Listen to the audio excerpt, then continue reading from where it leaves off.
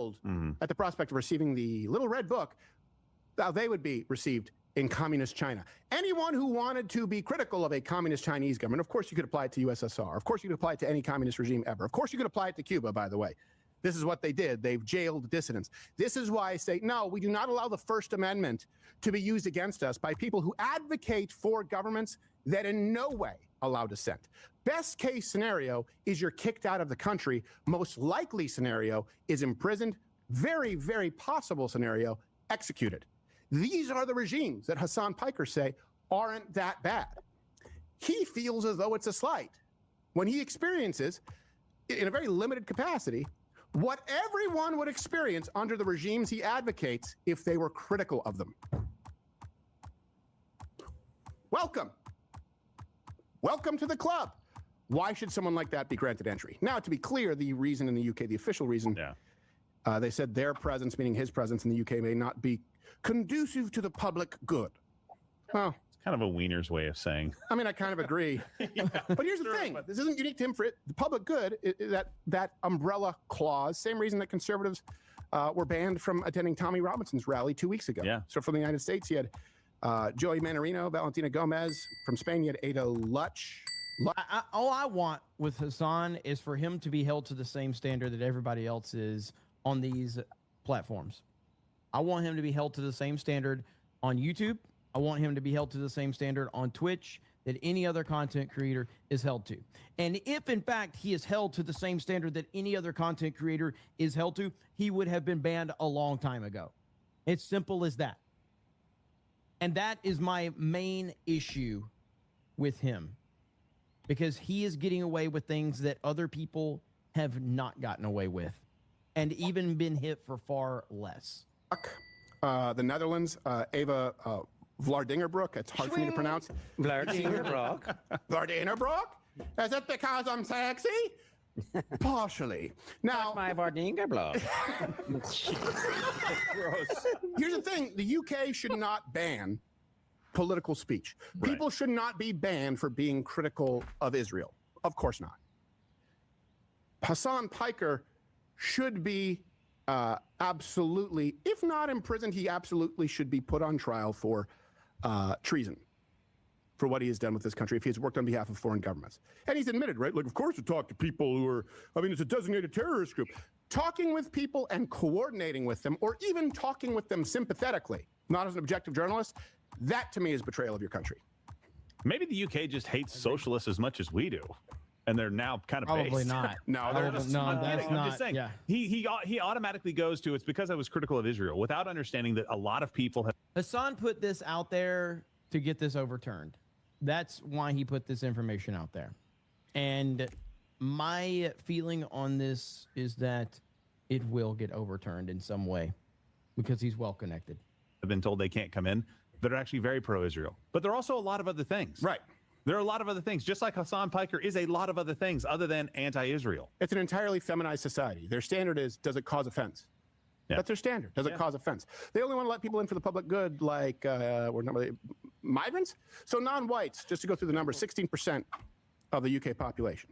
Okay, but they make up, 16% of the population, but they make up 60% of the top 100 sex offender suspects. Jeez. They make up 38% of arrests on trains, 29% of the prison population. Black arrest rate, when we're dealing with migrants in the UK, often a lot of Somalis, often a lot of refugees from different countries, twice that of native-born.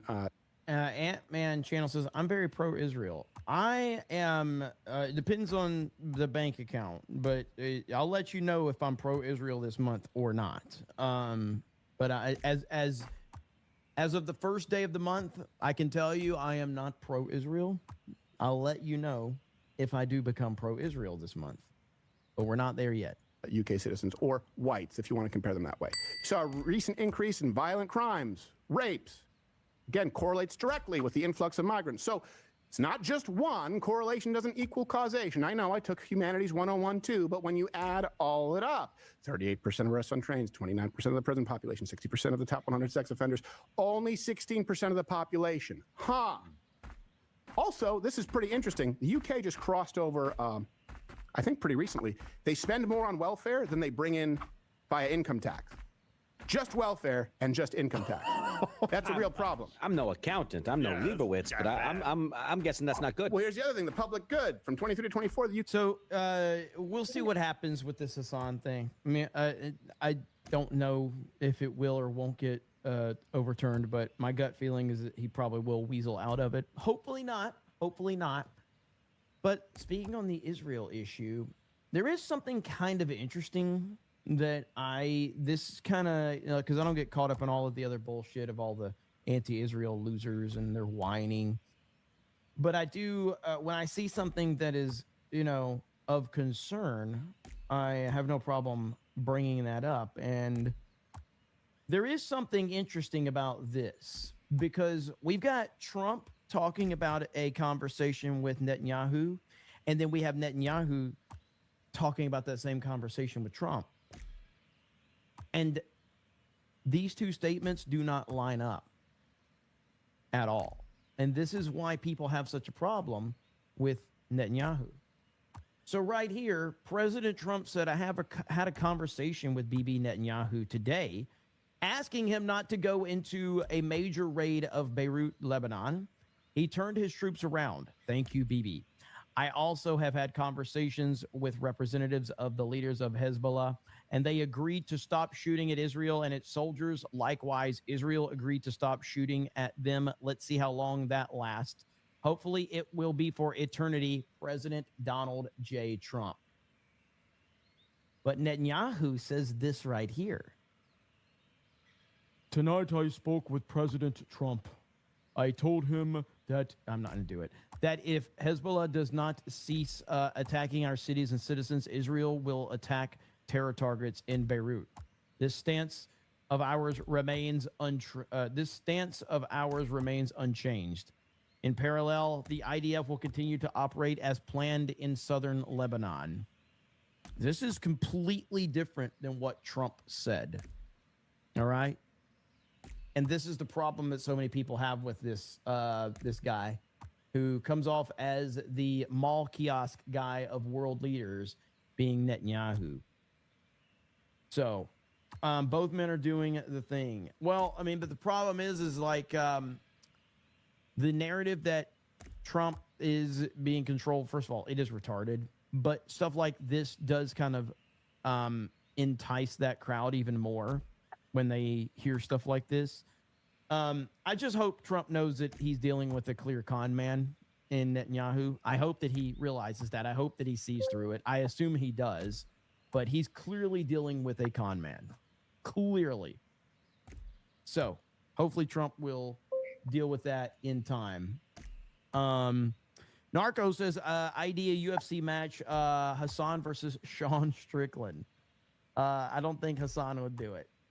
East Coast Toasted Boy says, did you see, or did you get Dean Kane's Basura comment? It was a joke because in Spanish, it's for trash or garbage. Lamal, that was good on him. And Dynamic says, Grogu lost money tax. Mark of Reality says, I will never forget the video of Jay showing Star Wars Theory around Disney World. He showed Star Wars Theory where all the best men's bathrooms were goofball. Vault 199 says, those are strong words, calling Hassan a human. Pagnanimous says, Reagan was called the great communicator. Pratt might be better. From a skill-only perspective, they might be a better politician. There might not be a better politician on the national stage. Taker says, by the way, Jared Quarterblack's Undertaker skit is also on Crowder Bits. Perhaps Cobra Cast is a better place to check that out other than Tuesday night's main event. How long ago was that? The Star Killer Sith Lord says, nuggets for Trump. And James says, are you bringing Krista on tomorrow to make up for having to listen to Beardo? I mean, I haven't gotten a proper 199 tonight. So, I mean, I'm not sure, like I haven't gotten a proper 199. So what do you want me to do? These are the rules, okay? I'm just telling you how the rules work around here. So those are the rules. What do you want me to do? You want me to follow the rules? You want me to break the rules? Okay? I'm just trying to figure all of this out, okay, and do the best thing I can for everyone involved. Fire Beardo? Is that the answer? I don't believe you. Well, I will be on daily for the next few days. I might be on daily all week. We'll have to see. Because obviously Ryan is nowhere to be found except for in Japan. So Beardo $5? should forever be called the I'd do that for commissioner of $5. Geeks and Gamers. I actually don't mind that for him. That's actually good. I like Beardo as the commissioner of Geeks and Gamers. I think that's a good nickname for him. Ryan lost in Japan. Ryan is still in Japan. He is lost. He'll never make it out, apparently. Never going to happen. Objectively, a cat says Hassan is still has an outstanding bout with Sam Hyde coming up at an unspecified point in the hopefully near future. Let's see. Laughing Man says now Jeremy is trying to do more except in the stream. Oh, did you predict that I was ending? Is that what happened? Well, now the stream has to go on for another hour, right? Because you tried to call me out on that. I mean, you think I can't make more stories? You think I can't figure out more stuff to talk about? Are you kidding me? What are we doing here, man? Who do you think you're talking to? 2 more hours? No, not 2 more hours. No. What is this right here? Mad Frog says Grogu lost money tax. By the way, I got Big Mac with extra piece of cheese. Total game changer. Yes, you clearly know what you're doing in regard. Finally! I finally get credit. Thank you. I have been saying this for years. Big Mac at McDonald's. They only put 1 piece of cheese on the Big Mac. Okay? If you ask for the second piece of cheese on the Big Mac, it will change your life. Thank you, Mad Frog. You're literally in line at McDonald's right now.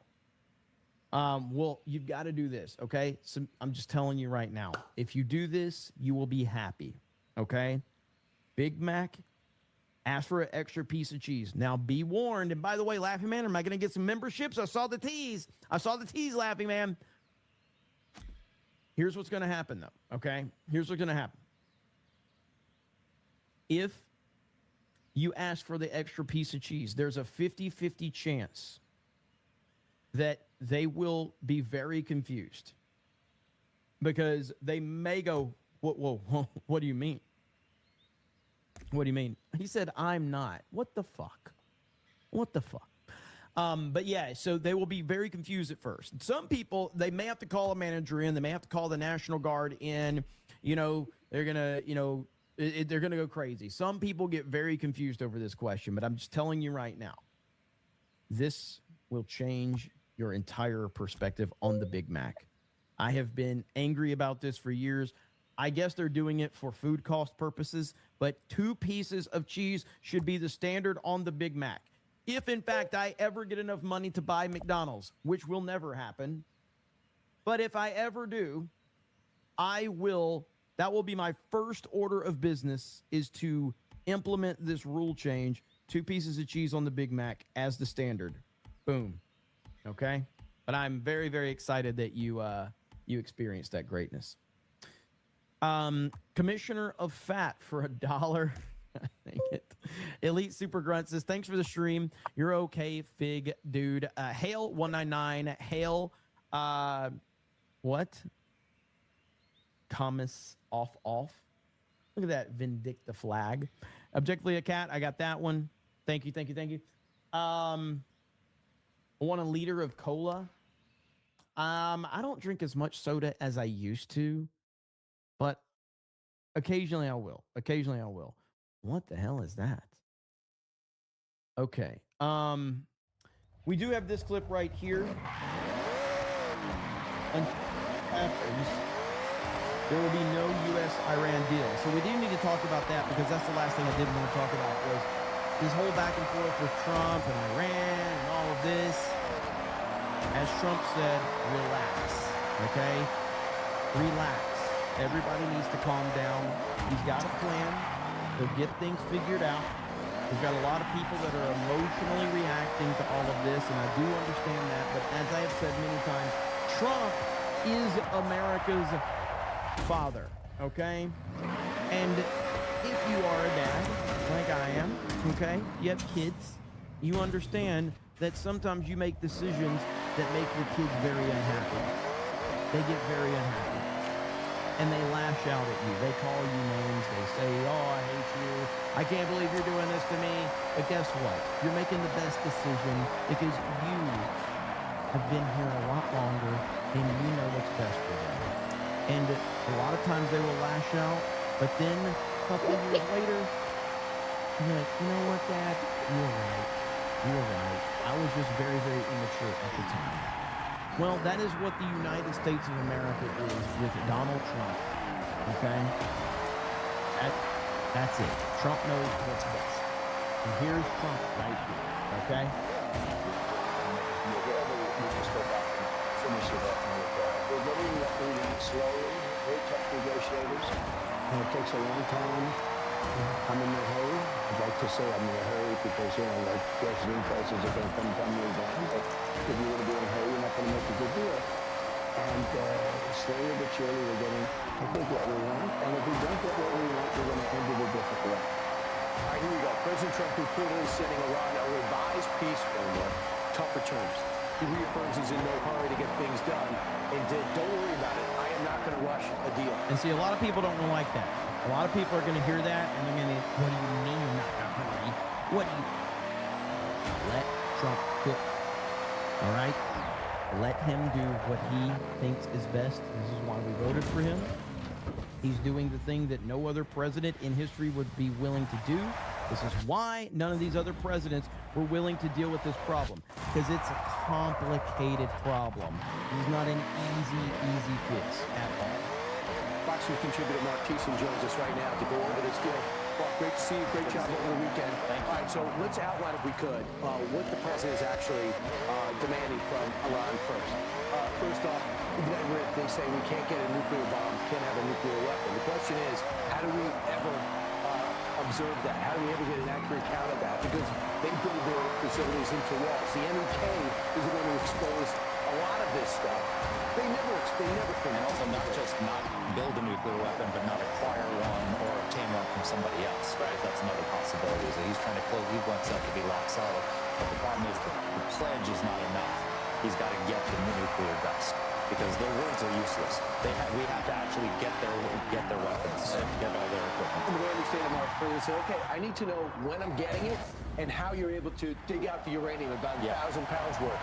That would be significant to get that out of the country. But the problem is the Iranians, when we said that was humiliating for us to ship some of the uranium out during the Barack Obama days. So how are they going to suddenly let this uranium out? We'll have to see.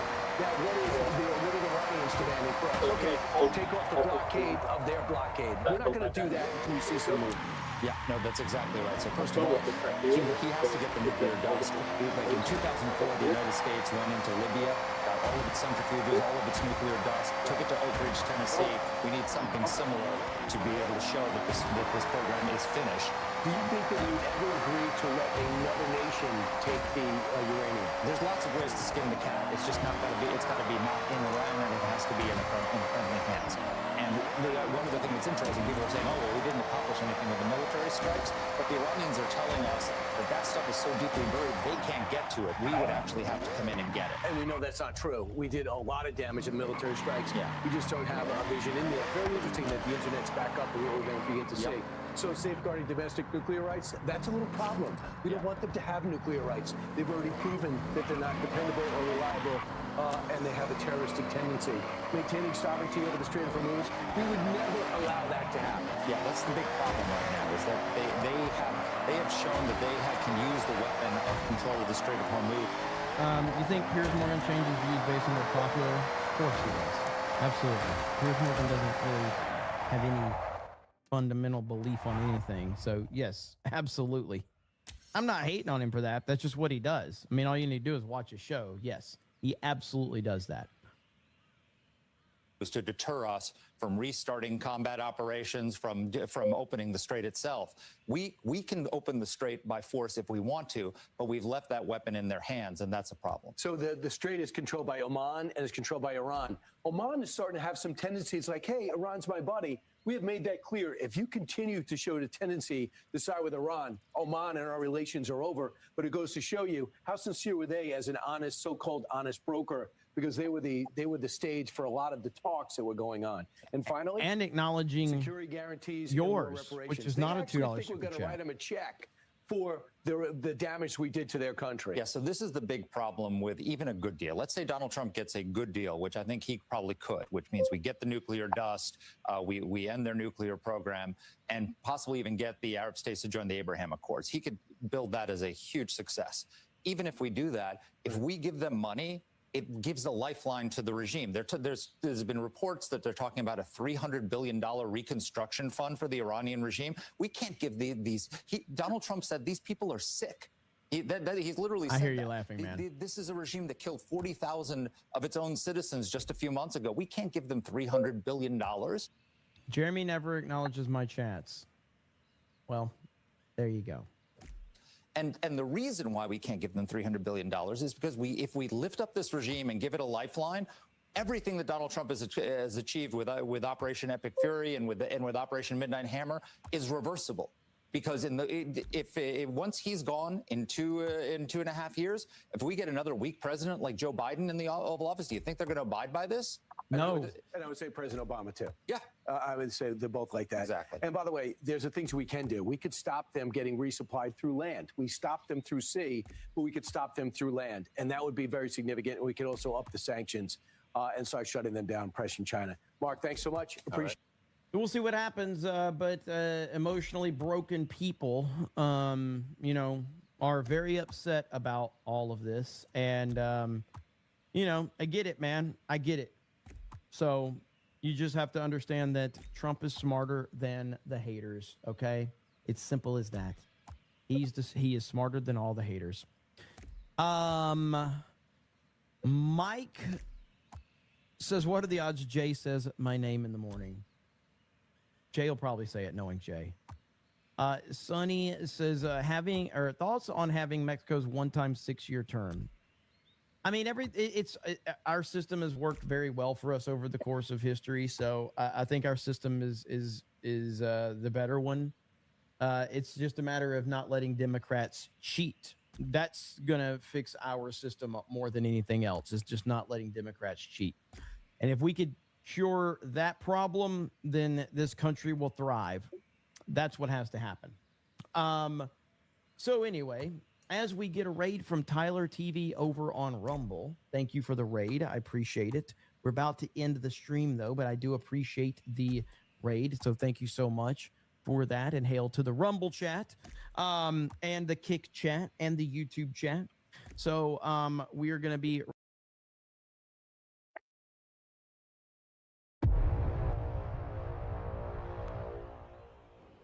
Good evening, guys.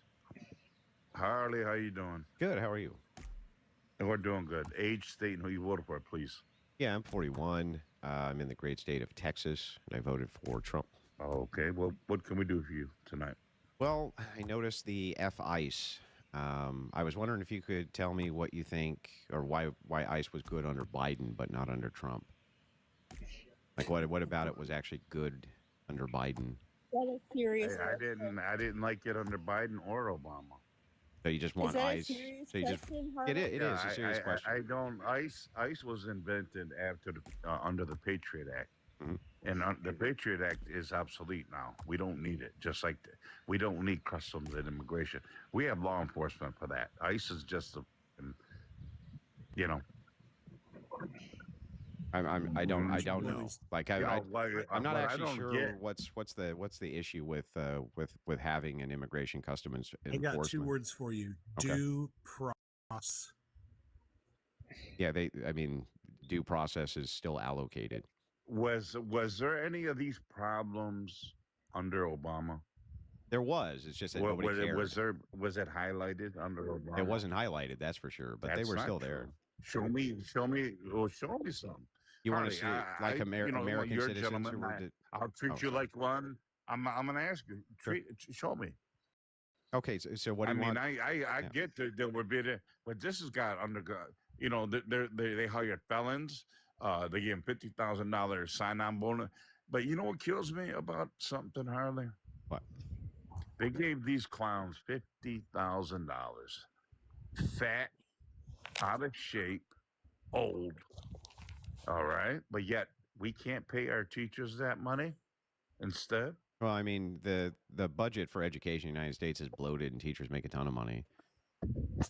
So it's one of the most bloated education systems on planet Earth. In fact, we spend more than anybody. In fact, an average teacher makes what, 56,000? Last time I checked. Well, it depends on where you're at. But if you're going to do a it depends national, on they get their tenure. yeah, if you're going to do a national, tenure yeah, but if you're going to do a national average, then some states are just going to bring that average way down. But it depends on the state and where you're at. Yeah, Montana. I mean, it'll get lower, and in Oklahoma or southern states or things like this, places where there's a lot of minorities with a. That's what I said. The last time I checked, it was in and around 56,000. Yeah, but I don't think that the average for entry-level federal agents is that much either. Can I just ask a question? But though, I was wondering if we get back to the ICE thing though. I don't actually see. Yeah, so I was just wondering, like. So this has been going on for years with immigration custom enforcement, removing people who aren't supposed to be here. They do have due process. It is true that Americans can sometimes get caught up, though it's rare.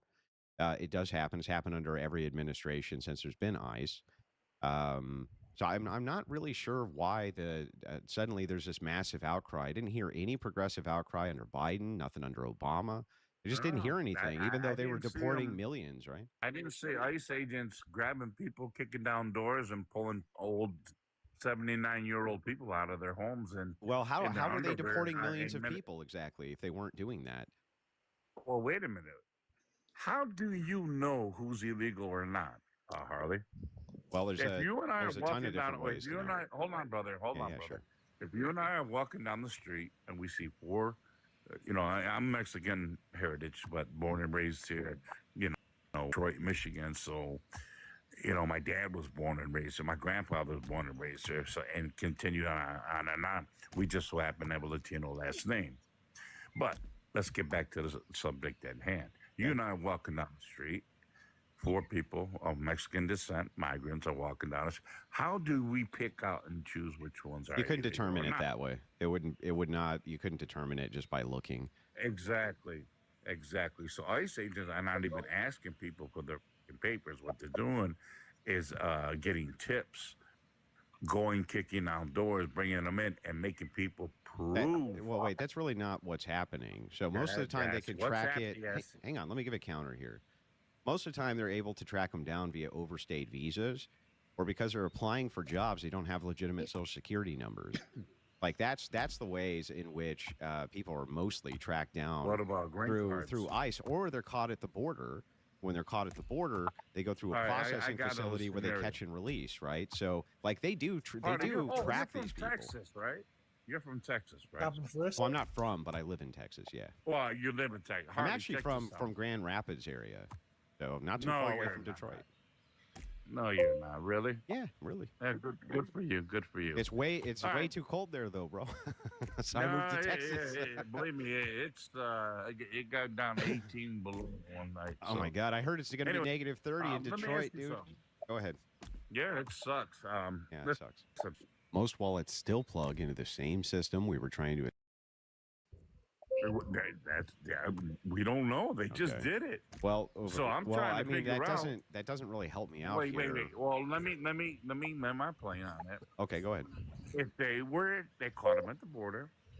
If they were illegal, why didn't they just ship them back? They can't. They're not allowed to. Unfortunately, the progressives. So they ship them. The progressives have been going crazy to say that these people can just claim that they're asylum seekers, and then what happens is once they're. Hey, hang on, man. Let me finish. Real quick. Why not keep them in Texas though? Okay, but that's what they want. They want actually to keep them on the south side of the border. They don't want them here at all.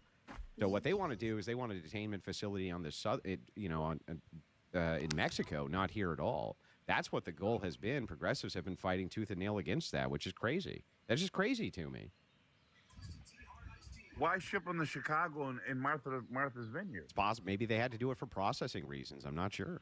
There's no such thing as that. You could have kept them right there at the ICE facility in Texas. I'm not sure about the particulars of the details of that specific case. But But when we're talking about point ICE is this, itself, I'll tell you why. I'll tell you why. I wanted to see if you knew. I'll tell you why.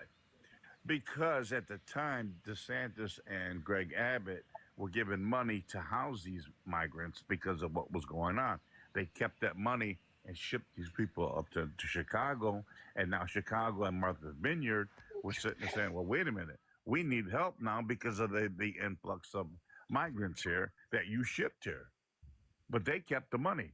So now the United States government had to not only pay Abbott for the money that he didn't use, but they had to pay Chicago and Martha's Vineyard to house those migrants too.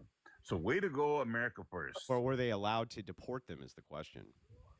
It's not the fact of deporting. The fact of the matter was they were given I money see. to house Okay, hang them on. I got in the Texas. specifics here. As a protest against Joe Biden's actions and policies, the U.S. illegal immigration Texas Governor Greg Abbott and Arizona Governor Doug Ducey sent buses of refugee seekers to the northern United States cities. Okay, I see. So what they were doing is saying, if you're They kept the demanding that money. we have them here, we're just going to ship them up where you are, the progressives, and then you You deal got with it, them. but yet they kept that. Okay, money that's like they really were- smart, though, isn't it?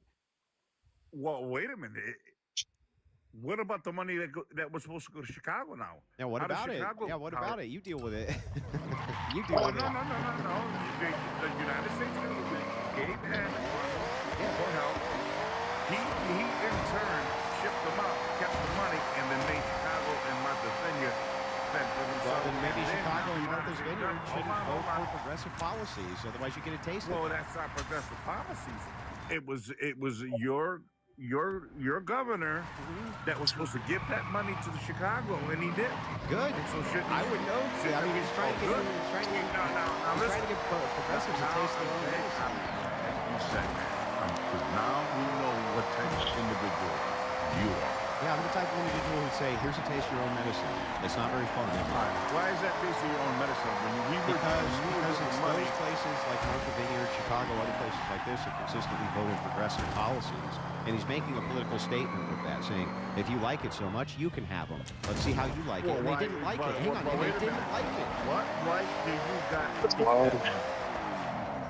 got? Your whole gripe is that Just playing in the background.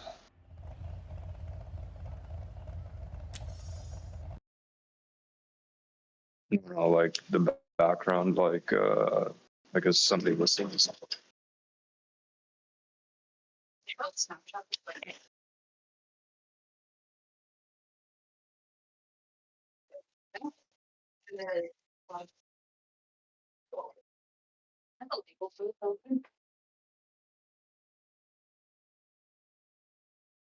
As long as there are women and girls.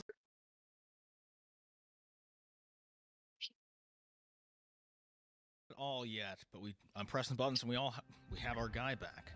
Hello, everybody. Thank you for having me back. I appreciate it. I was gone for a month because I was out yelling at a stick and enjoying the stage playing for all that remains. But it's good to be back.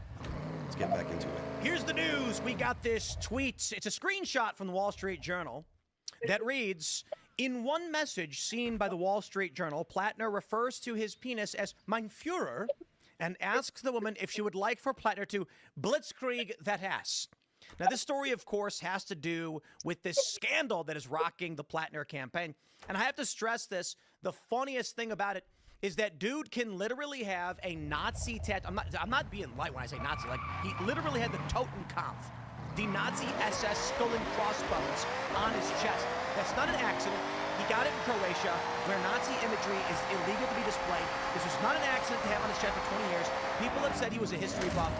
And so, when that was uncovered, Democrats didn't care. You know, he did not sink in the polls. He actually skyrocketed in the polls. And I've been saying, people need to listen. There are, you know, we had this debate on the show a couple weeks ago. I'm not saying every Democrat are the real racists or they're real Nazis. I'm saying there are white supremacists who vote for Democrats for one of two reasons or an overlap: accelerationism and identitarianism. They may understand that Democrats don't like white people, but they still push for laws that would allow racial segregation. And many of these people will take it. So when you get a Democrat with a literal Nazi tattoo for 2 decades, makes you question it. But here's the best part. Only now that he's being accused of being a sex pest are they actually threatening his campaign. And Mills, the other Democrat, who's the corporate Dem who was running in the primary, is now reminding everybody that she's still running. Now, I do have to stress this. This screenshot is fake. I do not believe he actually called his penis Mein Führer and asked a woman if she would like for him to blitzkrieg that ass. Doesn't seem realistic if he didn't say the second part in German, too. I want to believe, though. Yeah. You said... No, because that makes him sound cool.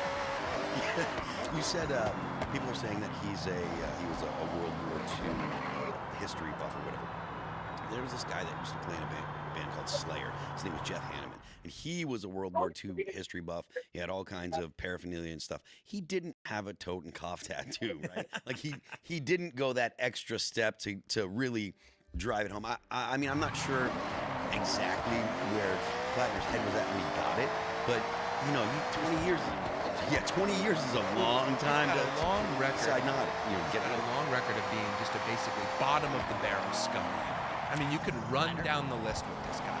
Yeah, he is somebody who talked about seeing guys get killed, Purple Heart recipient, soldiers fighting the Taliban in Afghanistan get killed, and his comment was that they deserve to die. It was the Reddit stuff, right? He's got a treasure trove of psychotic stuff that this guy was posting on Reddit.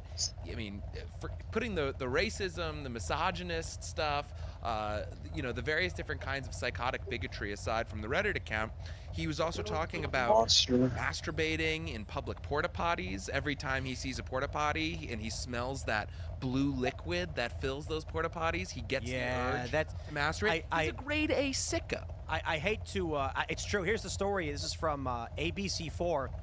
Plattner joked about porta potty masturbation and penile graffiti. It's funny because they're like, he's joking when he says he's into these things. And I'm like, or he's not, I don't know. But it's exactly what you said, right? It's like, so you read this thing from the Nazi tattoo Reddit.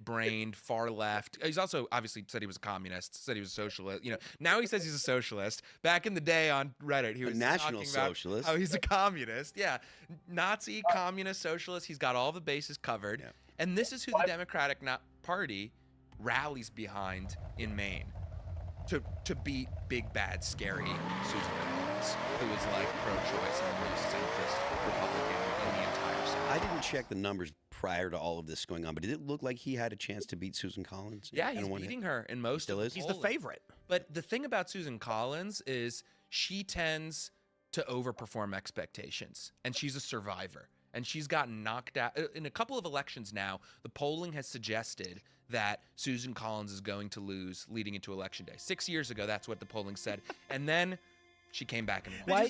Just real quick, I pulled up Kalshi, right? Maine Senate winner, Democratic Party, Republican Party. And you can see here that the Nazi scandal had little to no impact on Plattner at all. He is just considered the favorite to win. It wasn't until now he's dropping rapidly. They're like, whoa, whoa, whoa, he's a Nazi? That's fine. Wait, why he texted inappropriate things to women? He's gone. Why do you think it is, since you are a pollster, why do you think it is that she overperforms and then, like, obviously has, like you said, like she gets a lot of stories where it looks like she's doing bad, but then she ends up doing better? Why do you think that is? I think there are weird idiosyncratic reasons, like Maine is a really hard state to poll with a lot of cross-partisan voters, meaning voters who may be registered as a Democrat or consistently vote for Democrats in presidential election but are independent-minded. You ever see that meme of the guy wearing the shirt? I think it might be in like Vermont, but there's a spiritually similar voter in Maine, and the shirt says, "I love my AR-15 and my trans son." Like, there's a lot of weirdos like that who just have kind of politics all over the map, hard to pin down ideologically, especially in the Northeast, in those backwoods of Maine. But I think that's partially why Susan Collins is such a survivor there. She is actually kind of a centrist. She's willing to buck her party. She's not the way we conceive of like a political outsider, right? Someone who doesn't fit into a camp neatly. Oh, that's got to be someone who's super duper populist or super duper like Maha or granola crunchy. And actually sometimes it can be Susan Collins, who's just kind of a pro-business, milquetoast moderate Republican who doesn't get too animated over cultural issues. But I think that's why they go for a Plattner.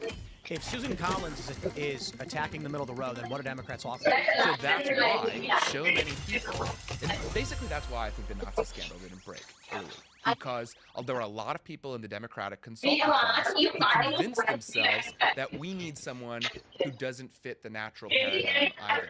We need Graham Plattner because he goes on a white supremacist Nazi guy's podcast. This is another story. If you look it up, you'll find, and says, "Hey, really excited to be here. I'm a long-time listener and fan of this." Because that's what Democrats think. This was the discourse after 2024, too, when Trump won, right? And the Democrats were this broken party.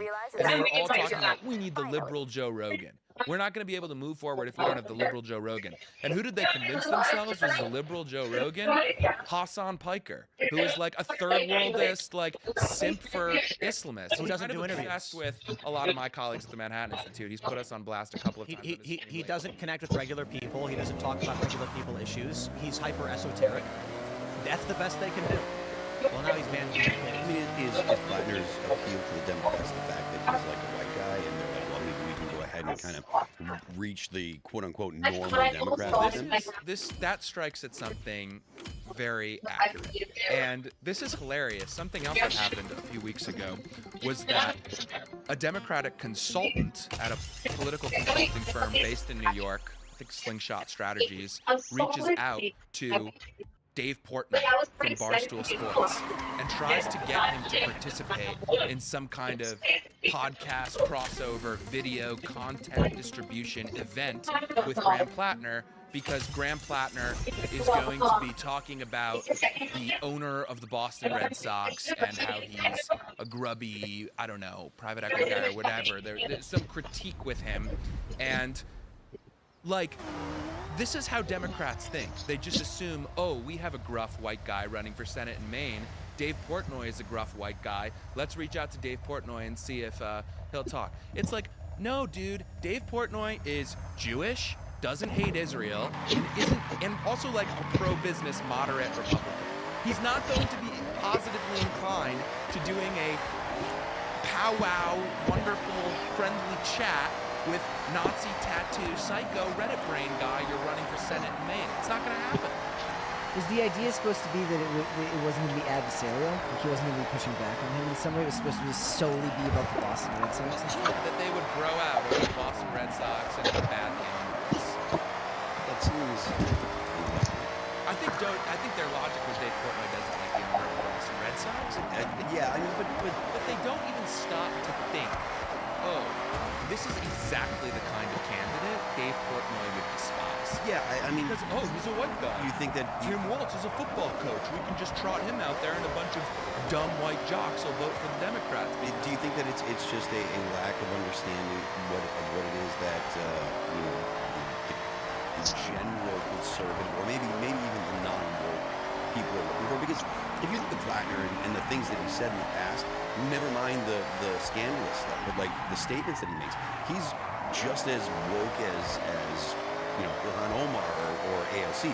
There's no significant light between any of those people. So it's like, is it all just identity with them, where they're just like, well, it's a white guy and we can go ahead and put this face out there, but the policies are going to be the kind of policies that the Democrats have been pushing and failing on for the past decade. Yeah, they would never countenance a Susan Collins, right? That's important. He's actually gave you a large French vanilla instead of Donald Trump, it's pretty clear that Susan Collins is not his favorite U.S. senator, but he is willing to tolerate some amount of ideological diversity within the conservative coalition, especially if that's going to get you a candidate elected.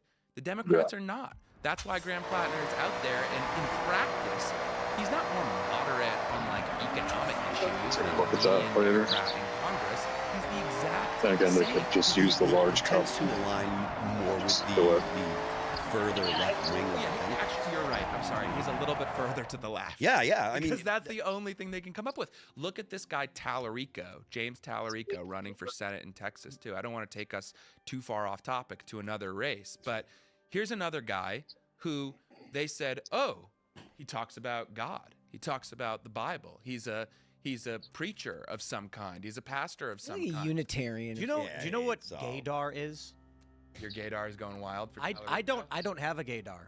But the empty slot where one would have been is on fire when I see that man speak.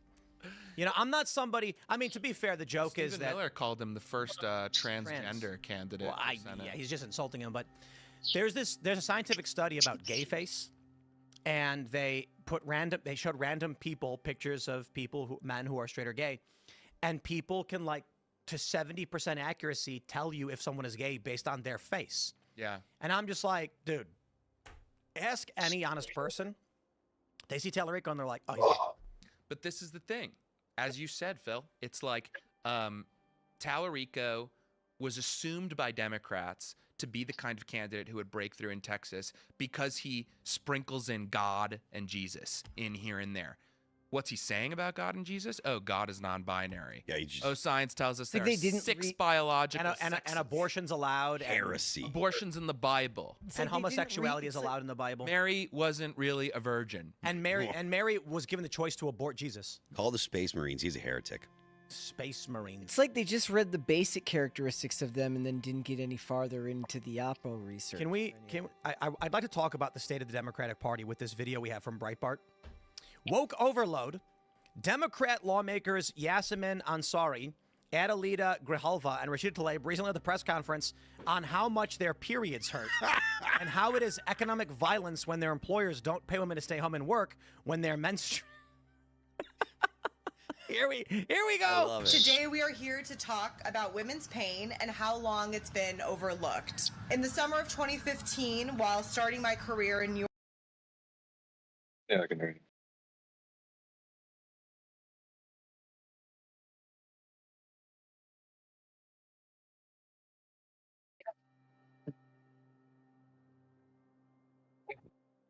I think it should use their sick days.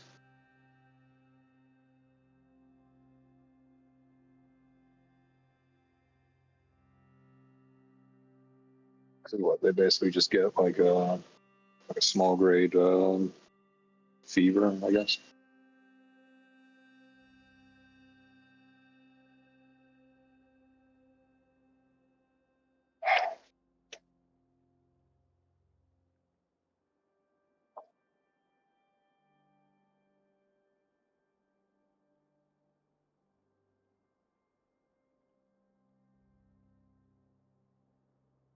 It can affect other people.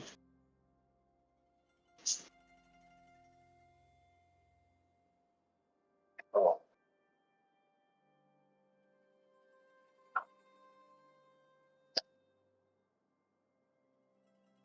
And how long does that usually last, though?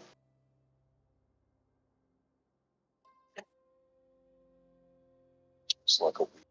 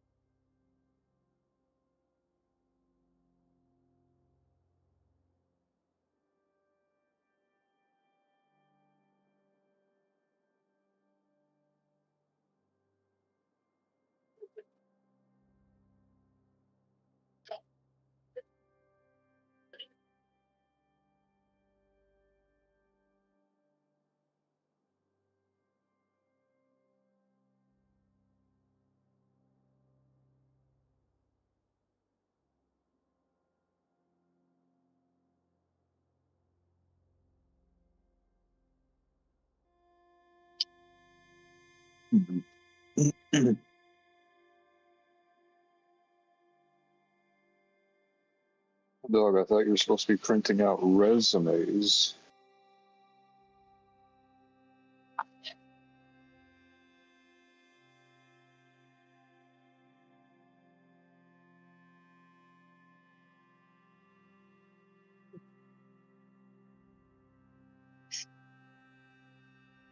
Oh.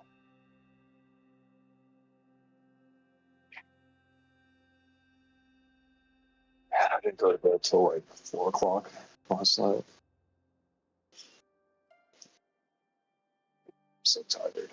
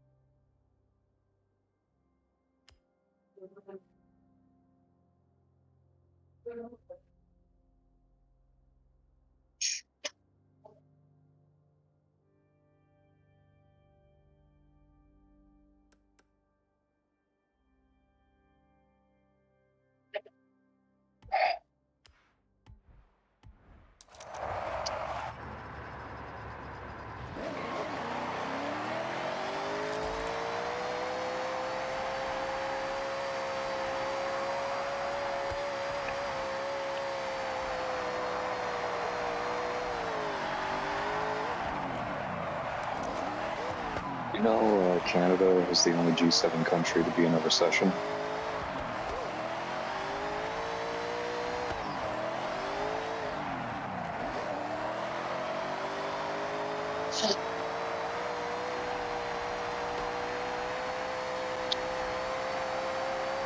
Um,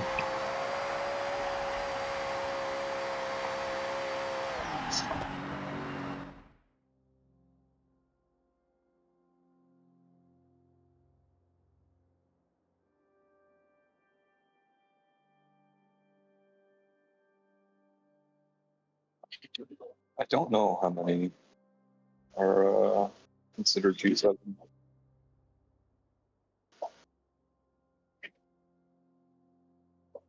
I guess we just look it up.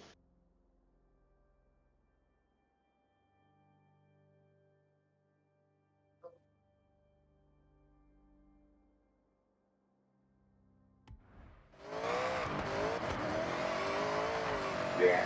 France, United States, United Kingdom, Germany, Japan, Italy, and Canada. Yeah, European Union, buddy.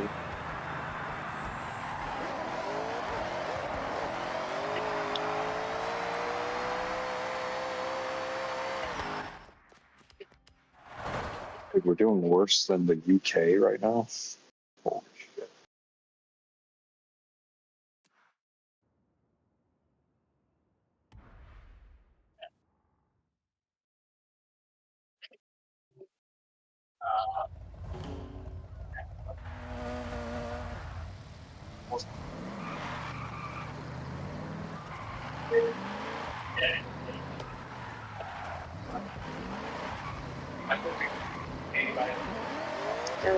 Tabasco, the conservatives call for an emergency recession debate.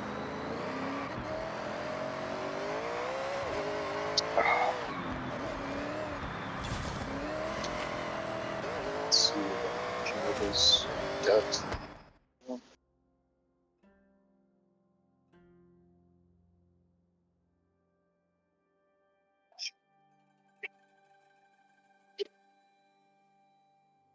That's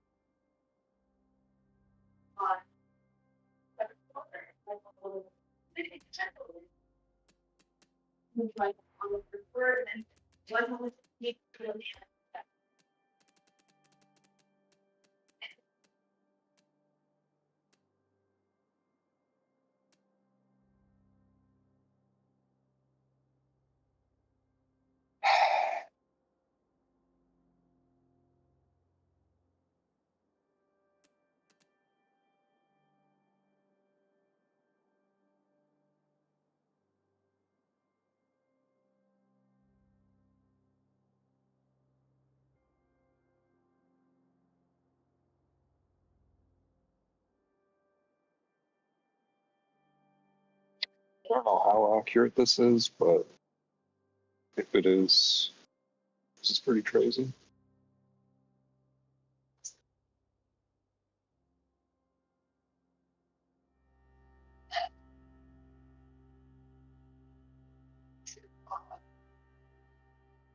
Just like shoots up. Crazy. Basically like during COVID.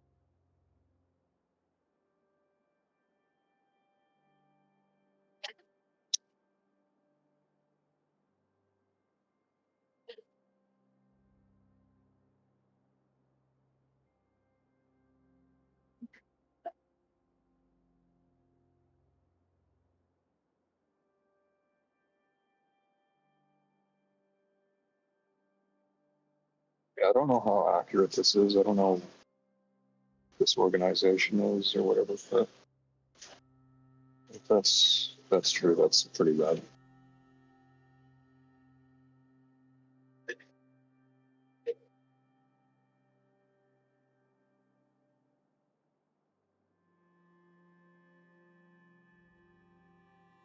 I also think we have the worst inflation out of the G7 as well, so.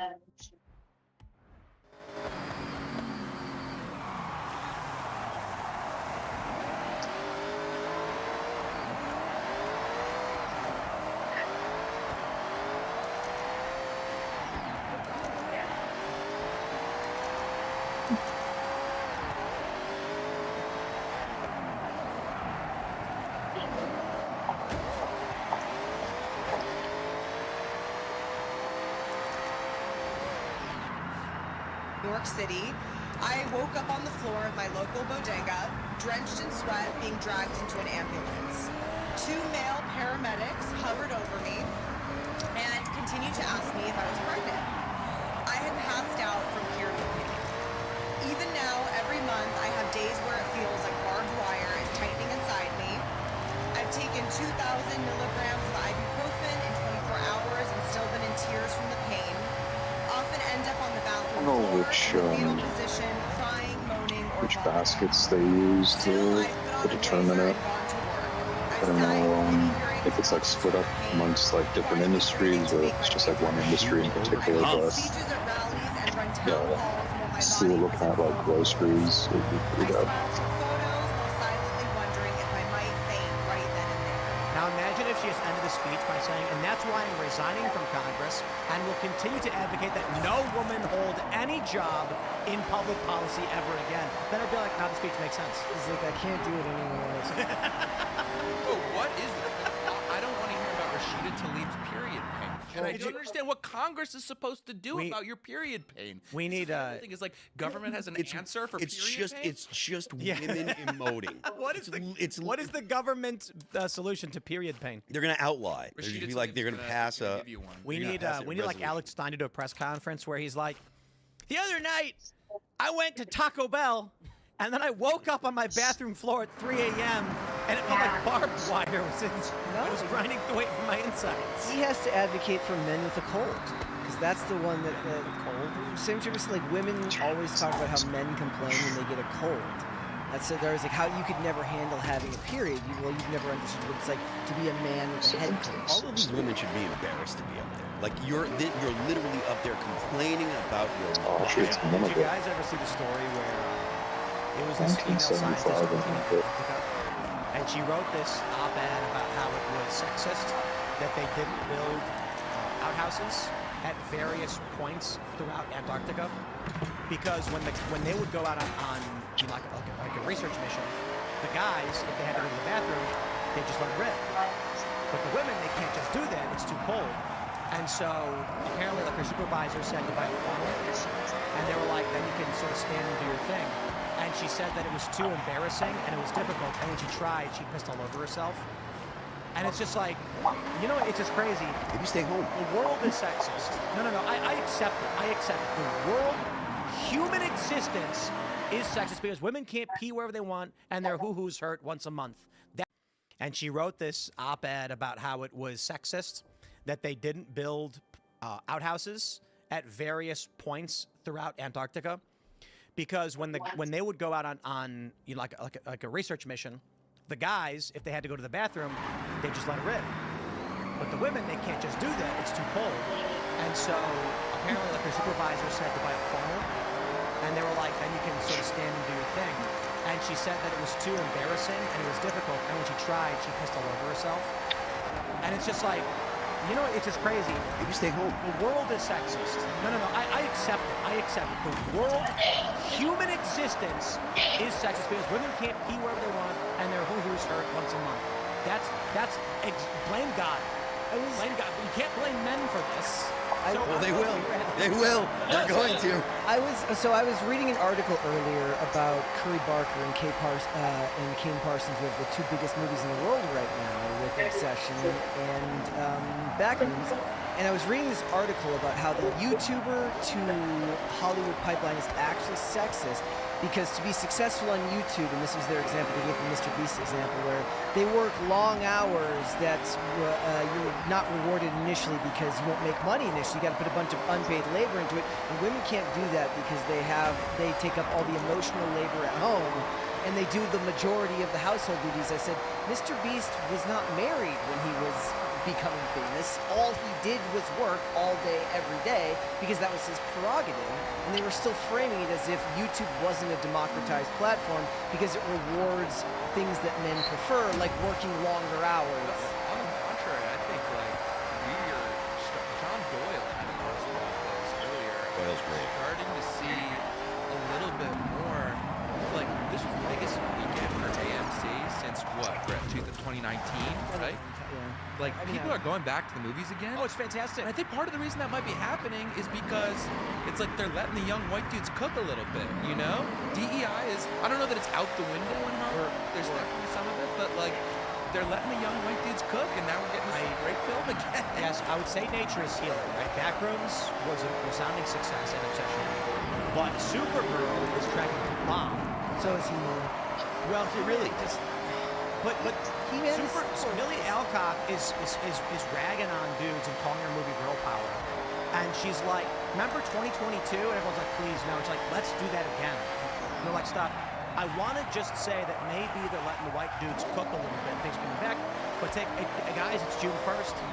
All the major league sports are putting up rainbow flags. Okay? So I want to say, you know, that we routed woke for a while, but it's rearing its ugly head once again. Maybe they'll all learn their lesson with Backrooms and be like, just make interesting, fun things. But here's the thing, for us on a show like this, I think the real issue is not that woke necessarily was completely defeated. I do think that with Bud Light and Target and crushed woke, It's just that politics has waned dramatically for the obvious reason. The election ended. Trump had his first 100 days. Then people started to get bored. Now we're halfway through 2026 already. And I think the politics people don't care right now. Nothing's happening right now politically that they can do anything about. Primaries are a very high pressure tear. So people are like, they're getting back to what matters. Hanging out with the boys, they're in seeing a fun movie on the weekends. We used to do these things, remember? And then the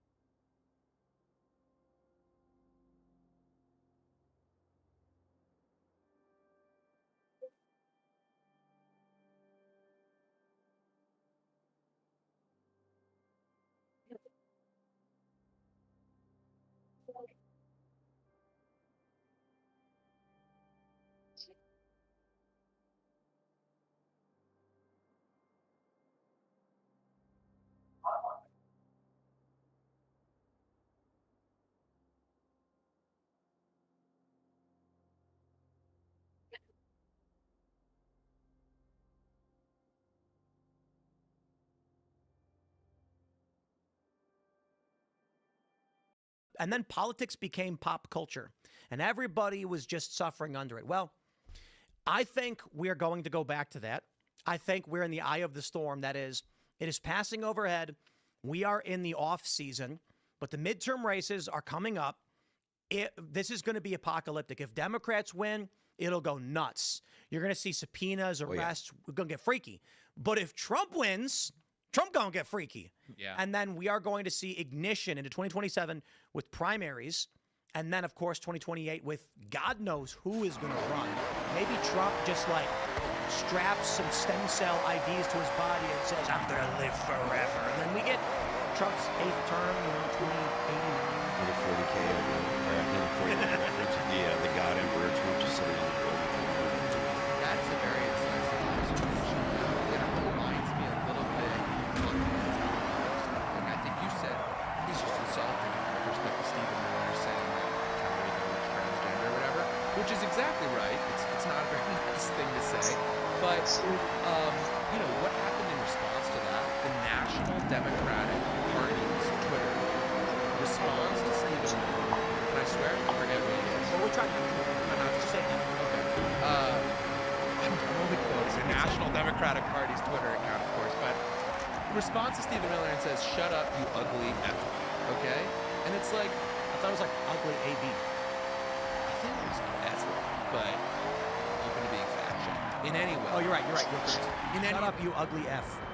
What do we learn from that? I think Tallarico is actually kind of noticing right now, like, oh crap, I said a lot of crazy stuff at peak woke right around 2020, and now, like, Republicans nominated the best moderate option, Trump endorsed him, he's got his own scandals, I maybe have a shot at being the first senator elected from Texas as a Democrat since, 1988, I think it is.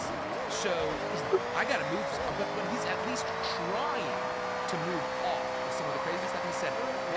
The Democrats are too busy going at Stephen Miller's throat.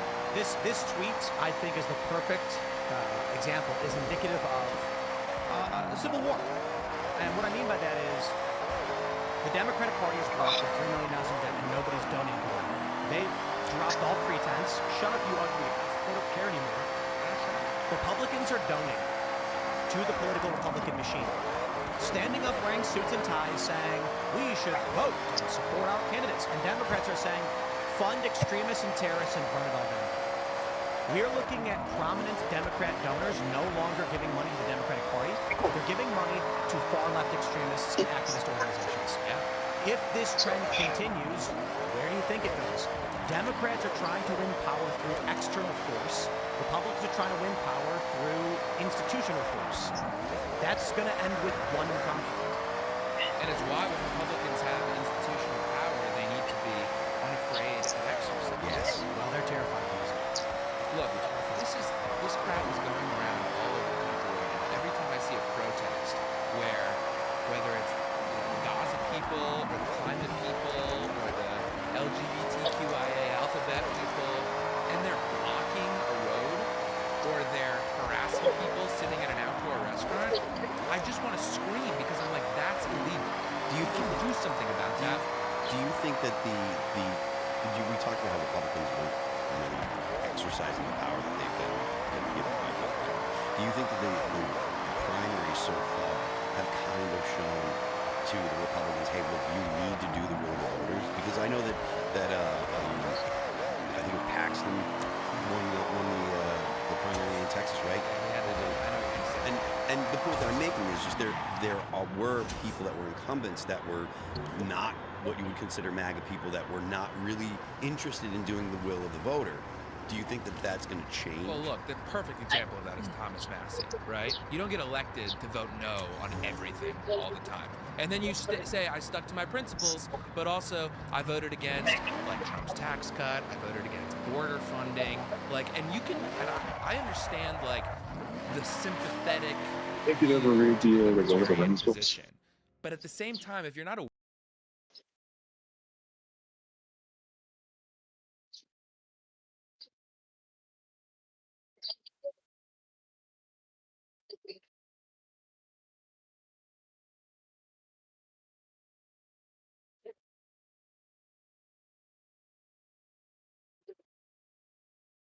Just have Wheeler basic and Dealer. paperback for Lord of the Rings.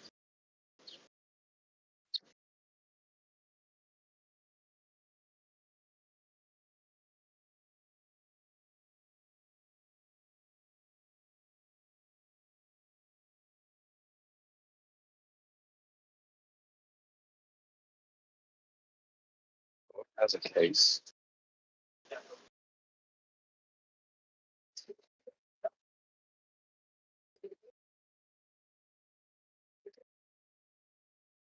Like the case is part of the cover, or it's something else, like completely.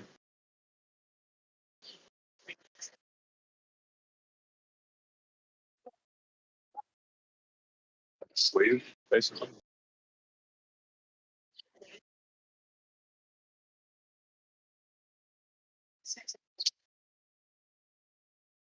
Sounds pretty nice.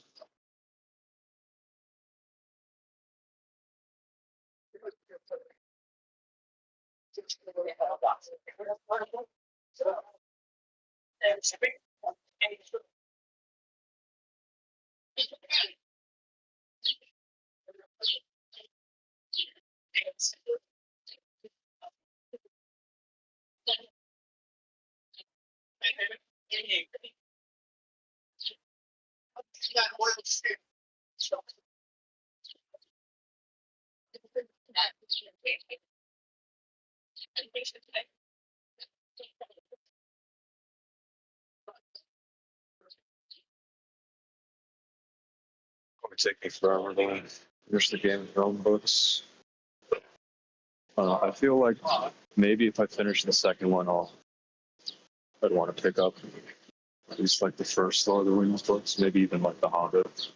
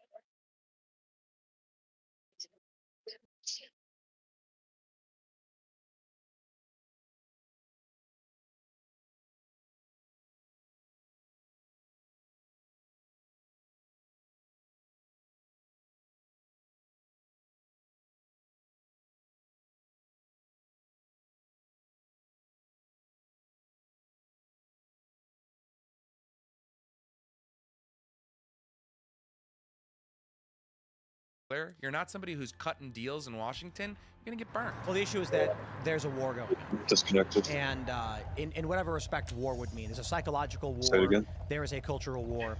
No, my and for Discord many disconnected. people who are Trump supporters, their attitude is, it may violate your principles, but we are fighting an existential crisis. The Libertarians have always been in a wacky position. Like even right now, the Libertarians are claiming Massey could win 2028. I'm going to say this clearly to the camera. There is no reality when Thomas Massey wins a presidential race in 2028. You can bet on it, you can say whatever you want, but like in a Republican primary in his own district, where he's like, where he has like $250. Right. When there, you're not winning a presidential. But here's the thing. If y'all want to screen AIPAC in Israel, you're allowed to do that. You think he's going to go up against the national machine and That's win? for the entire trilogy or just one part? Wants to stop him there? You think they're allowed to get anywhere near the presidency? If you think Israel killed Charlie so Kirk, it's you like think Thomas what, like Massey over like can 1,000 win a presidential pages? primary and run as a Republican nominee? It doesn't make any sense. I don't understand how someone could say that a 7-term incumbent that lost his congressional seat is then going to go on and win the presidency. It's also stupid. It's like I think it's pretty crazy. Who think that there's advantages to the United States. The doggy daycare. Did you ever get to take care of like a Shiba? It's like, okay. And by the way, that's not Israel spending their What do you think of money them? in our elections to meddle. It's a lot of Americans who have that view. And you can be unhappy with it, but it's they're wealthy and they're going to spend a lot of money in luck. And I do want to point out one thing, like there's a lot of us sitting here that have been You think like it's mainly just Asian people about that though? Massey had a really, really good opinion of Thomas Massey. I still do. I still think that he was, like, I liked him a lot. I like him. That was great, and to be honest, Capacitor is a chicken bag. you know, I mean, So it was a chicken coop that was on a solar-powered motorized cable system that would slowly move, so the chickens were always over fresh grass. And he said that you can see the trail behind the coop is all lush green grass from the chicken coop. Wow, it's amazing. He built it from scratch. His house off the grid, he's a genius. I think Thomas Massey is very principled. He's a smart guy. He's a good and honorable man. Out of politics. Exactly. Politics is not a place for a good and honorable man. Be an inventor. And be a farmer. But that's why I'm a fan of him. I wish everybody in Congress was like Thomas Massey. The problem is Democrats are not. The Republicans are reluctant in all of their use of power. I have disagreed with Massey on a bunch of these issues when he votes against Trump's plans, and I'll say it outright. I understand that the policy position pushed by Trump is going to result in deficit spending. We're already in a bad position. But Democrats are trying to give kids sex changes, open our borders. So we're dealing with an existential crisis on all fronts.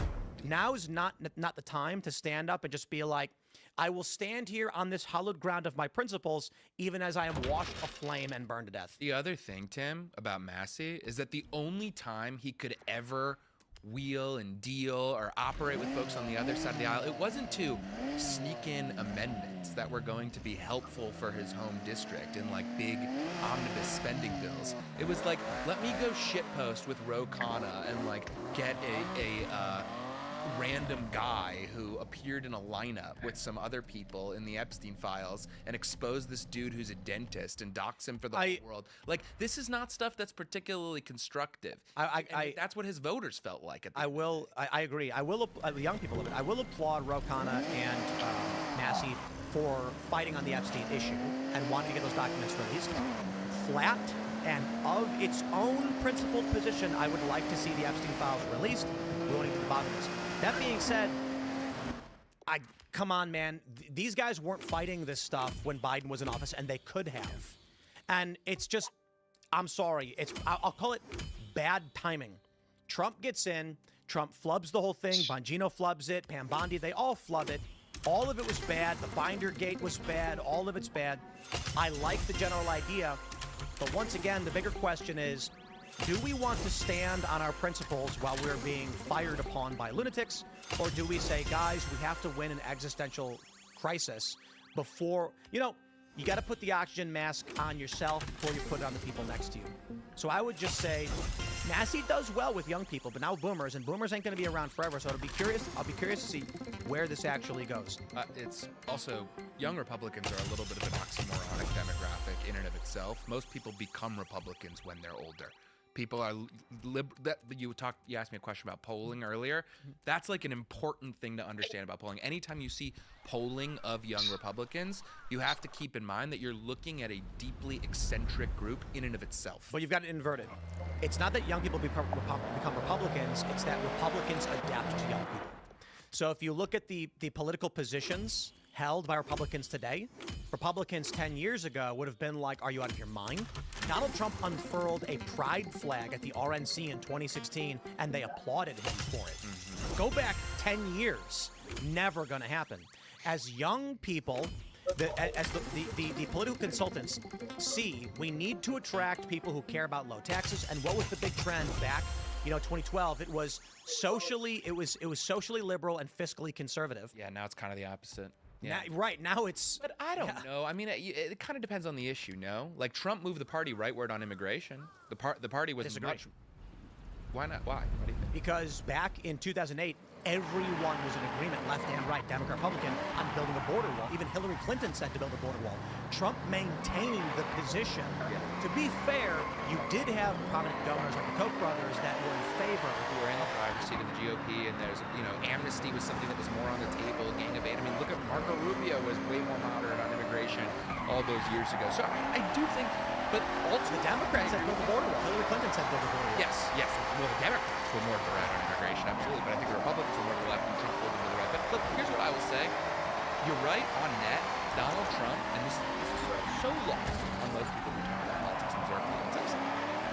Donald Trump is a massive moderating force on the Republican Party, and that is partially why he's helped them yield a lot of political success. That's actually really interesting, too, considering you're saying that one of the things he did pull them rightward on was immigration, which is one of the biggest cruxes for the liberals, is that they have now come so far down the other side on that issue, as they're making it seem like everything Trump does is far right, when for the most part he's been moderate in most of his other sides. We've also got people on our side that are a little bit disingenuous about Trump's position on immigration, right? Suggesting that, like, Trump is not a hardcore restrictionist.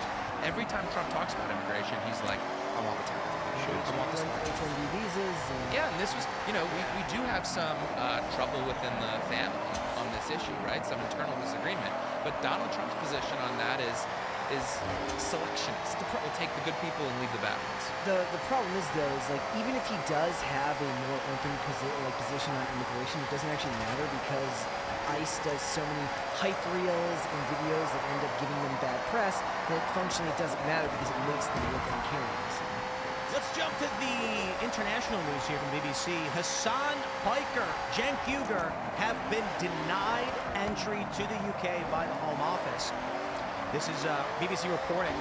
2 left-wing content creators have been blocked from entering the UK after they said the Home Office revoked their visas. Hassan Piker and Cenk Uygur were due to speak at South by Southwest London Festival and an event in Oxford. The pair blasted the UK government, claiming they were banned for criticizing Israel. I just want to stress, no, they're banned because they're high-profile forces that could be disruptive. Many right-wing individuals were banned from entering recently as well. There were, I believe, 11 individuals associated with Tommy Robinson's United Kingdom rally 2 weeks ago had their visas denied. I'll say a couple of things. Tommy invited me to come hang out. I don't remember the specifics. We had time in the show. And he was like, why don't you guys come to the rally? It'll be fantastic. And my wife and I were like, that sounds like a lot of fun to go to the UK. And then ultimately we decided not to pursue it. One of the reasons why is that we ended up getting invited. I got invited to the UK Union. And I said, let's chill, because I'm pretty sure if I tried to apply for an ETA to the UK, they're going to deny me.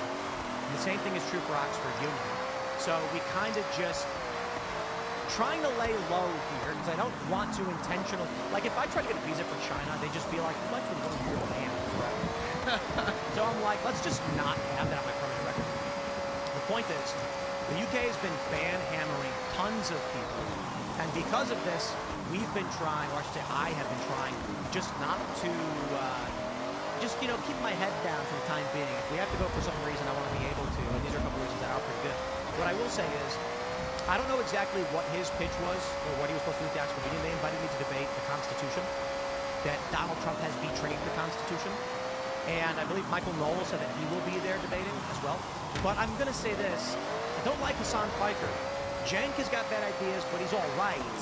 However, how are you supposed to have meaningful debate if the people who are prominent and influential to debate can't come to debate?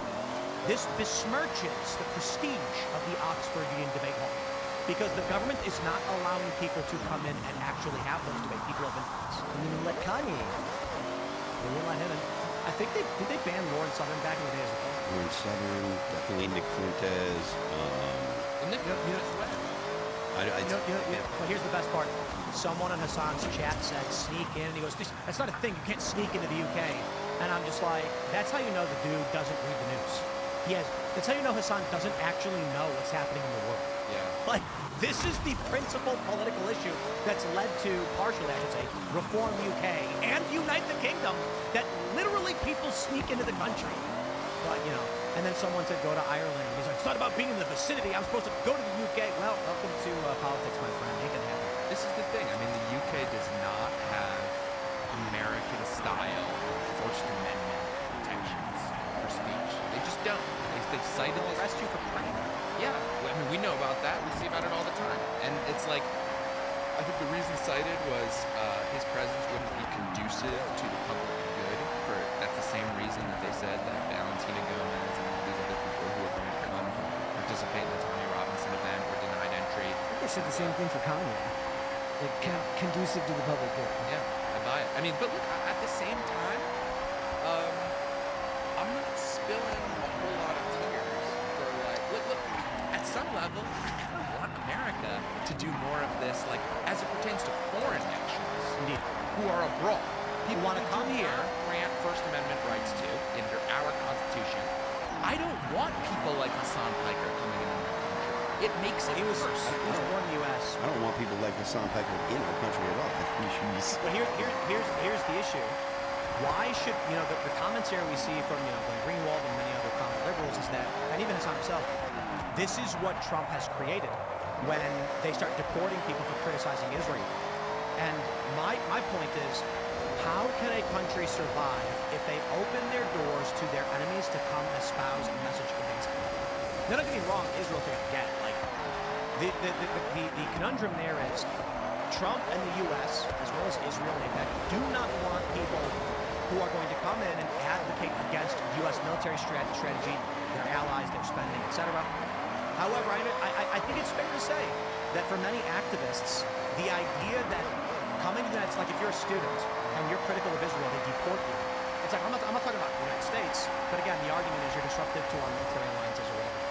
My point ultimately is, should we tolerate opening our door to tourists and students who are coming here for the explicit purpose of denouncing us and advocating to our young people to hate their own country? You can't survive if that's the case. Yeah. This is the reality of politics. You get all these people. Here's my debate, okay? They said the debate that they wanted me to be a part of was Donald Trump has betrayed the Constitution. And my response is, which one? There is no Constitution. The Democrats have their own version where they believe hate speech is not protected by the First Amendment. The right believes it is. The left believes Second Amendment doesn't protect the rights to keep and bear arms, and the right believes it does. The Constitution has been amended and reinterpreted over and over again. The people believe wildly different things.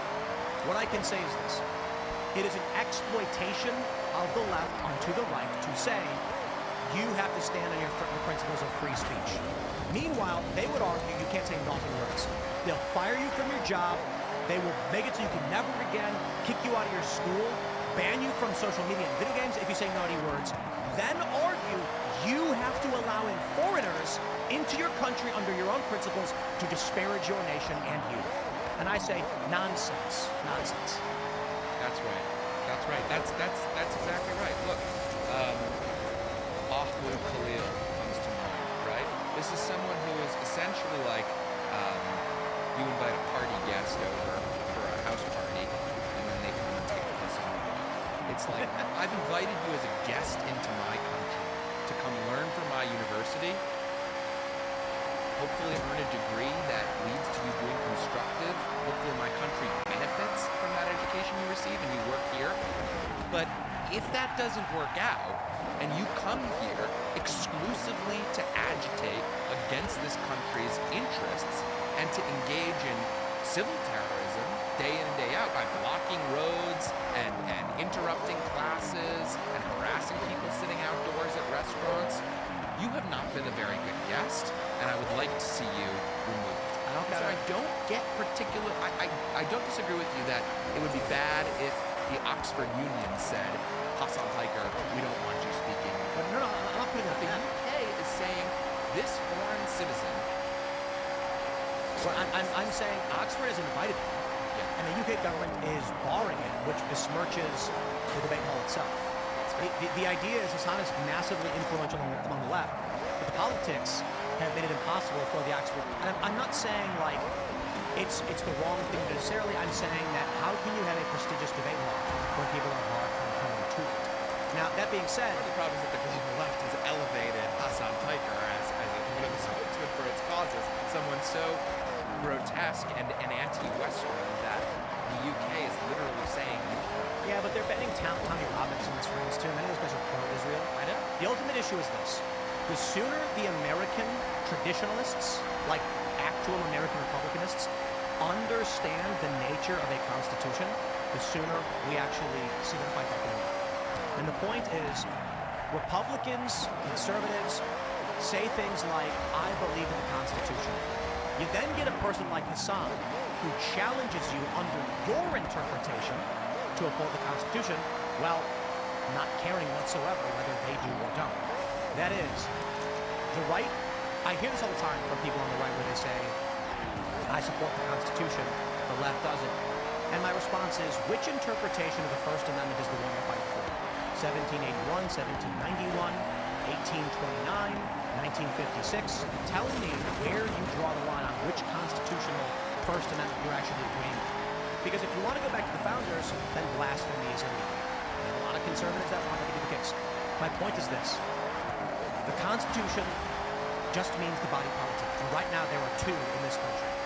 So you got to decide what you are willing to stand up for. And this idea that you're fighting for the Founding Fathers' visions is just not correct. It can be correct in the sense that they open the door to amending the Constitution so that we can do things a little differently as times change. The problem now is you have two distinct worldviews, and one says we don't care about what is written down, the other does. If the right is constrained by their interpretation of the Constitution and the left is not, the right will be flat. Well, generally speaking, progressives are not advocating for amendments to the Constitution. They're advocating for selective reinterpretation that just confirms their current worldview. So they're advocating for the Supreme Court to reinterpret the Constitution as it conservatives to be more accommodating to their worldview. And the conservatives are too. I mean, what do you like? What comes to DC v. Heller, McDonald v. Chicago. The original interpretation of the Second Amendment was that the federal government could not take your guns, but the laws were left unto the states to do with themselves. That meant if Virginia wanted to ban guns, they could, but the federal government couldn't send armed forces to come and take your guns away. In 2008, the right decided, and I love it because I agree with it, that this federal protection should extend and constrain the states as well, despite the fact that the 10th Amendment, which is supposed to protect the states from this. So conservatives like to say, oh, I believe in the Constitution. I'm like, yeah, well, the 10th Amendment would stop you from forcing Virginia to be held to the federal constitutional standard. The states were supposed to be allowed to enforce the laws as they saw it. And if you didn't like Virginia, you'd move somewhere else. We can say the same thing with basically all of them. My favorite right now is the 7th Amendment, in which case, the 7th Amendment doesn't even exist. The right to civil trials for things, we just do inflation. 7th Amendment protects your right to a jury trial in civil matters, $700 or more. That's 7th Amendment. You have no guarantee of this. They can force you into arbitration. You know, it's a constitutional right. So ultimately, my point is, you take a look now at the 14th Amendment, and the left and the right are both arguing what it's really supposed to mean. And the left says it means anyone who comes here and is born as a citizen, and the right says, no, it meant anyone who was born. Oh, boy. It doesn't matter if you think you're right or wrong. That's a good example of the right seeking to, playing the reinterpretation role, because the plain reading of the 14th Amendment is probably closer to... No, I agree with the right. I agree with the right too. But the idea was that when they said anyone who was born here is a citizen, they meant past tense, not future. They were saying, if at this point, if you were born in this country, we are stating you're a citizen. They didn't mean for it to be, and moving infinity into the future, everyone will be a citizen. The idea was the 13th Amendment abolished slavery, except in the instance of a duly convicted crime, and the 14th Amendment made sure that slaves were citizens. That's why even with the 14th Amendment, it didn't include Native Americans. It was specifically, you're a slave, you were born here. As of today, you're all citizens. Slavery's gone. And then the left, in, was it Wong Kim Ark or whatever, in like 1890s, reinterpreted that under a textualist argument to say literally everybody from any point moving forward is going to be a citizen. My point ultimately is we can say we're right about what the Constitution is supposed to do. There are many areas where the conservatives are completely wrong. Like, if let me ask you a question. Do you think, let's say you're walking down the street and there's a guy standing on a street corner and he blurts out, "Christ is not king." Should he be arrested? Yeah. But the Founding Fathers thought he should be. The Founding Fathers, probably. blasphemy was illegal. I believe. The Founding Fathers probably would have had some amount of internal disagreement. Absolutely not. You don't think it was a crime, and people were jailed hardcore for blasphemy up to the mid-1800s, when we had the Supreme Court ruling that confirmed the conviction of a man who said something to the effect of "Christ is not king." It was a universal Unitarian. Kind of contra freedom of religion spelled No, out? because we didn't have freedom of religion. Freedom of religion in 1789 meant you could be a Protestant or a Catholic. You had to affirm. But it all Yep, didn't matter. They could not hold office in the United States. No, they could not hold office in the United States. In the First Amendment, it doesn't say that you have freedom of religion. It says the Congress should make no law respecting your religion. And the reason why is because the states did. I think Jews could. Back then, they could not. You had to be an avowed. You had to express a belief in a Christian God. And so this started to get amended out of state constitutions and laws in the mid to late 1700s. Maryland, so most of the states required you to profess a faith in a Protestant God, except for, I think, Virginia, because Jefferson was a deist, and said just believe in God and you're good, in which case Jews could. And then you had Maryland, which was Catholic colony, so they didn't say Protestant, they said whatever. I think Connecticut was similarly. They started to remove these provisions or amend them into the 1800s, near the end of the 1700s, specifically because they were Catholics and Protestants that were kind of at odds. So when they said freedom of religion, if you look at what was actually going on, they were saying you have a freedom to be Catholic or Protestant, was basically it. In the early to mid 1800s, some guy was a universal Unitarian, blasphemed, and this was the last time it went to the Supreme Court, and they upheld his conviction. And then I believe the formal end to blasphemy was 1956, a Supreme Court interpretation. So this is my point. A conservative today who says the left reinterprets the Constitution, I would argue you are doing the same thing right now. Now, to be fair, a lot of Christian conservatives would be like, okay, let's go back to blasphemy laws. Christ is king. But I think the evolution of this country politically has been to allow anyone to worship as they see fit. That defies the Founding Fathers' vision for this country. Now, to be fair, the Founding Fathers had amendments as a part of the Constitution so that these things could change and a Supreme Court to interpret these things. But here we are today, questioning whether or not we should support the Constitution, while not, for the large part, being cognizant of the fact, and liberals are, that we're just choosing the values of the collective on the right, which is a disparate collective of various individuals, various different political factions, libertarians, conservative, MAGA, populist, or otherwise neocons. The liberals, the left, like Hassan Piker, you go to private meetings, these people, activist meetings, they will tell you explicitly they know everything I said. Their whole postmodernist worldview is the truth is what we decide. And they will lie to you so they can get power. If the right is not aware of these issues pertaining to the Constitution and the body politic, then they will get crushed by a manipulative left that will exploit their good faith in American institutions. And they've been doing it for a long time. Again, when they say to you, do you believe in free speech? And you're like, yes, then why would you ban the Muslim foreigner who came here espousing jihad? It's like, because he wants to kill me. Oh, but you believe in free speech, right? Listen, I say free speech, I mean that if you're an American citizen, if you were born here, and you have criticisms of the governments, no matter what they may be, even if you're a jihadi or whatever, you're allowed to do it. But the idea that we invite foreigners to come in and expand upon that dissent and to inflame it or fund it is insane. The idea that we would allow foreign nations, be it Qatar or Israel, to fund political sentiment in this country and manipulate it is insane. And then they go, but don't you believe in free speech? No, not that. Free speech, you want to go after the founding fathers? Fine. No blasphemy. Get all these foreign countries out of here. Everyone's got to say Christ is king. Obviously, we're not for that. In which case, you ask me what I'm for in terms of free speech, the right of an American citizen to express their political view. American citizen word that makes the Mahmoud Khalil situation a little bit more complex for sure. I just wonder how much of that is just because we become such so much of the country is inflamed now around the idea of immigration that this is just not something that people were thinking about even 15 years ago. Indeed, scale is always an issue. I talk about this with censorship.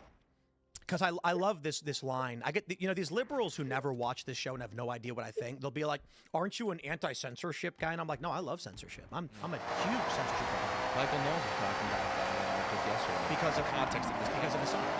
I have maintained this position since the whole fight over woke censorship and big tech censorship began. First, private platforms can ban whoever they want. I think so. The issue becomes scale. If the president can only meaningfully communicate in a privately owned stadium, you've created a public harm when you ban random people through private choice. This is why we have something called publicly owned private spaces. There are special rules pertaining to property when, so this pertains to Occupy Wall Street. Hence, I've always had this position. Somebody bought a piece of land in Manhattan and turned it into a park. The city then says, okay, it's privately owned, but it's a public space, therefore public rules apply. You cannot ban people willy-nilly. It's going to be considered public now. So my argument is the line in which Twitter or Facebook X now loses their right to ban people willy-nilly is when they become monopolistic. And not even necessarily monopolistic, but duopolistic or triopolistic, whatever it might be. There's like 3 big tech platforms for communication. If you were to ban someone from any of those platforms, the idea that I can go to Facebook is not correct if Facebook is banning me. So the other thing, too, is censorship is good. Censorship means getting rid of gore, child abuse, crime videos, advocacy for crime. These things are all good. Fire in a crowded movie theater. You can. That's actually allowed. That's always been allowed. Yeah, Brandenburg v. Ohio. We can yell fire in a Indeed, that is a myth. This goes back to what, like 1930? Was it 60s, I think? Where the Supreme Court explicitly stated you are allowed to yell fire in a crowded theater. Oh, yeah, that somehow that got inverted. How come? That seems dangerous. Because you have a right to free speech. The idea of yelling fire in a crowded theater when there isn't one can create panic, but not imminent lawless action. So indeed you can. In fact, you could own a cannon too. This is something that we hear for a lot from liberals. They say, you're not a cannon, are you? You are. I can have a musket. I got a musket right behind me. I have a Civil War Union musket, and I can fly in a plane with it. Indeed, they're not considered firearms. They're old, so you can carry a flintlock pistol on your belt anywhere in every state. Yeah. You can carry a 50 caliber musket ball, powder and packing material, and the musket, and it is not considered carrying a gun. You just do that. Loading thing. Now, muzzle. I wonder about paper cartridges from old school breech-loading muskets when they first invented them with the old Civil War slugs. Those might qualify as firearms. But the cartridges were made of paper. So they would take a piece of paper, they'd put the slug in it, they'd pour the powder and they'd twist it. And then you breech your right barrel and slide it in and close it, and you put a percussion cap on it. The hammer hits the cap into the spark into the fire. So the Union had that at the Battle of Gettysburg. That's how they crushed the Confederates. But that's a whole Anyway, long story short, guys, you need to understand that the only thing that's going to matter is your willingness to uphold your values and refuse to stand down. When they come to you and say, you must allow me to espouse the destruction of your nation because that is within your principles, you simply say no. For the principle of free speech under the First Amendment only exists so long as we defend this nation from those who would seek to destroy it. And if you would seek to use the First or Second Amendment to destroy the rights under the First or Second Amendment, it becomes oxymoron. It becomes moot and paradoxical, in which case I no longer respect your right to retain those rights. Yeah. Indeed. Word. Now, aside from all that, let's talk about some fun stuff. We got this from the New York Post. Viral video of rising light after meteor streaks past erupting Philippine volcano sparks alien frenzy. The scientist has explanation. An explanation, in my opinion, that is wrong, but, you know, who am I? I'm not a scientist. Here's the video. Actually, you know what? There is some audio on this one, so I don't think it's any significant audio. Watch this. Just wait, there's more. So we just saw a meteor flying past the volcanic eruption, and now comes the UFO. That thing's got a tail. It appears to be lighting up the atmosphere around it. It's a bright light. It looks like the clouds, the moisture in the air, is being illuminated by it. Now this Harvard guy says, it's probably just a passing satellite. My question is, if you can see the satellite, why can't you see the stars? It's an alien. It's aliens, that proves it. Yep. The other thing, too, is if it's a satellite, why does it appear to be illuminating moisture in the air? So, again, here's this thing. Look at that. That's amazing. Could it not have anything to do with that? Oh, yeah. Yo, it comes directly. Look where the meteor lands. It comes literally from just where that line is. It's the exact same spot. Right. It's the exact same spot. Yeah. So, who knows? But I asked Rob, I said, what are the chances that a meteor strikes near a volcanic eruption followed by a satellite flying overhead? And it's like the odds of all that occurring in the same vicinity is 1 in trillions. But who knows? Who knows? Wait, did the meteor hit? Apparently. It didn't hit the volcano. Or did it just burn up? Well, yeah. Look at that. That's crazy. All right, now here's what gets crazier. May 28th, I believe this happened on the 25th, right? Yeah, May 25th is when we saw this fireball at the meteor. Yep. In Boston on Saturday, there was another meteor, and there was a sonic boom and 2 earthquakes in South Carolina, all within like a couple of days of each other. The meteor in Boston, they think actually landed in the Gulf of Cape. Or it was an alien vessel. Here's what I'm gonna say about this. Let's get conspiratorial, right? If a UFO was coming to Earth and it was traveling light years through space, would it not have a smaller personal vehicle with it? Like when people drive with like trailers and they got their camper, on the back of that camper they'll have bicycles. You don't drive your Class A, tour bus into the city and then say, hey, let's go to McDonald's, we'll take the tour bus. You go, nah, I'm gonna take an Uber or a rental or something and leave, the tour bus is too big. So my point is, if aliens were coming to Earth, they'd be in a larger vessel. And then when after they land, they would depart in a smaller vessel for domestic travel. Also, perhaps more relevantly, like when we build rocket ships, don't they like hurt them to pieces, right? Like they just smash them into the planet. Maybe we should. We're not that advanced. Maybe they We've gotten to another planet. Maybe they took that Blue Origin explosion as some type of like sign of life.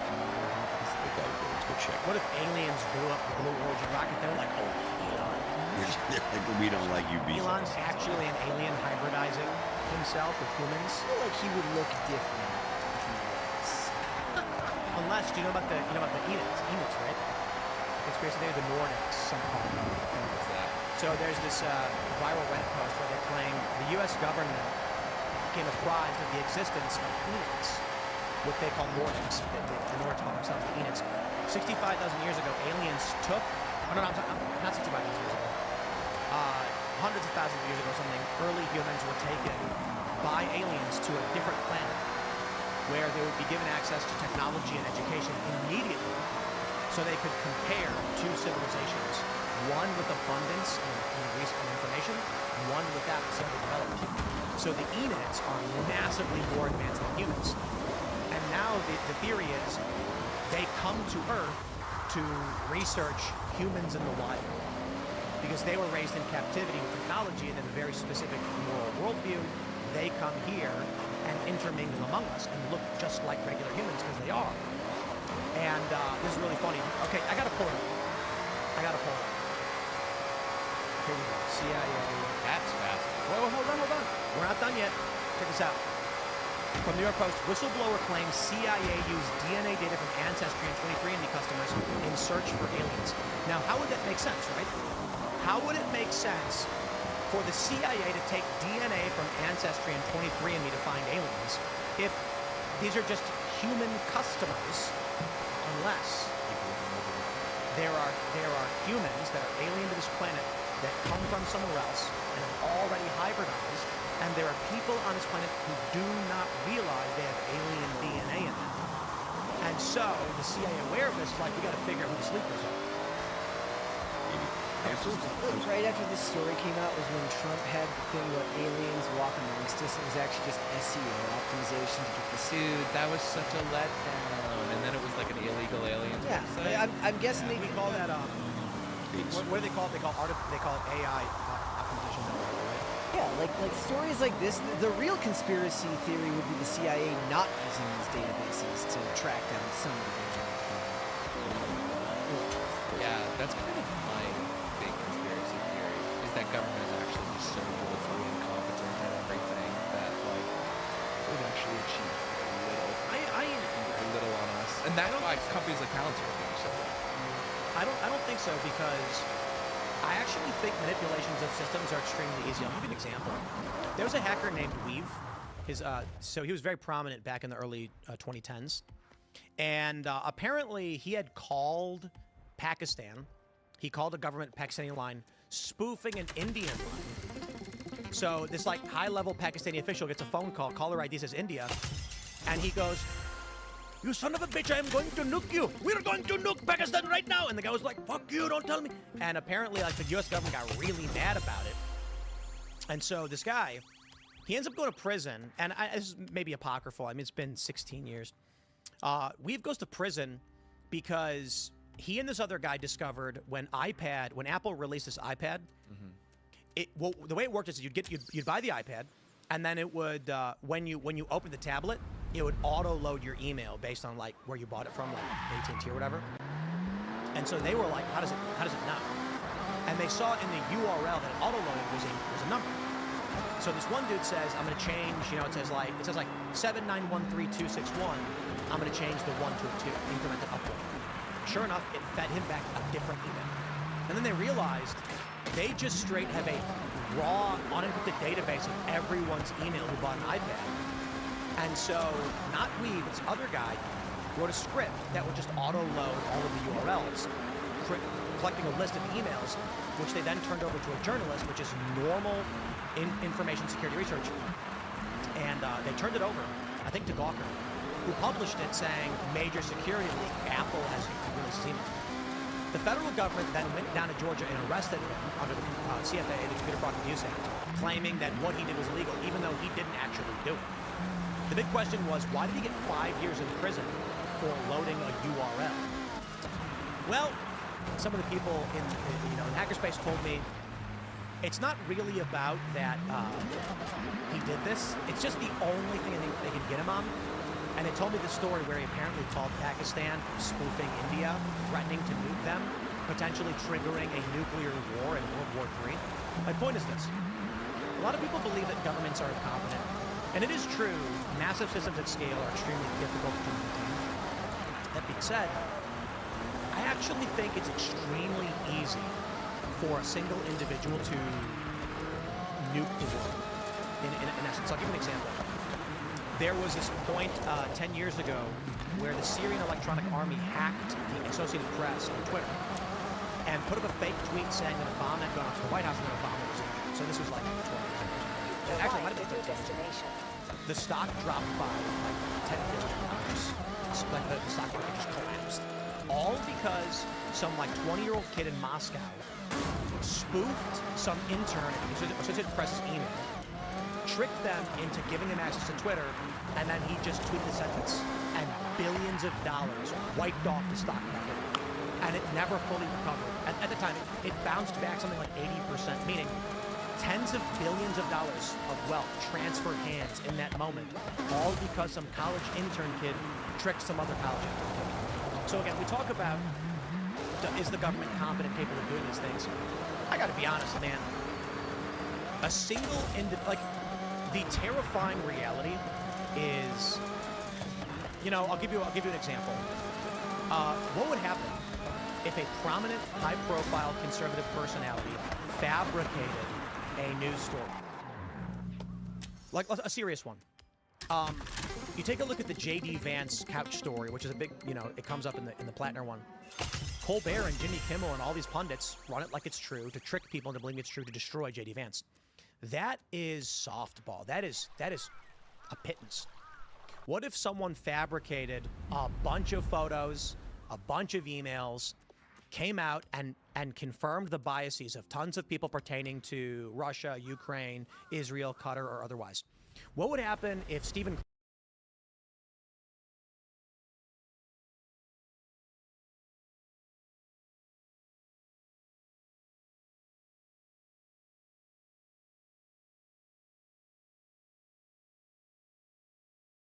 that you guys have got over in the US? First, Jews or black?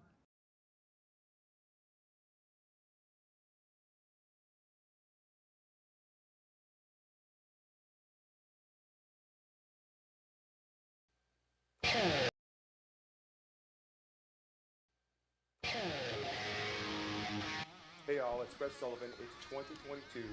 I thought I'd make things right by redoing, sort of, the video that you guys have been watching, Kramer versus EVH guitars. I love the Kramer guitar. I love the weight. I love the body. I love the feel. I just love the fact that I took a $500 guitar and I got it for $500 on Reverb on a really good day, really good price.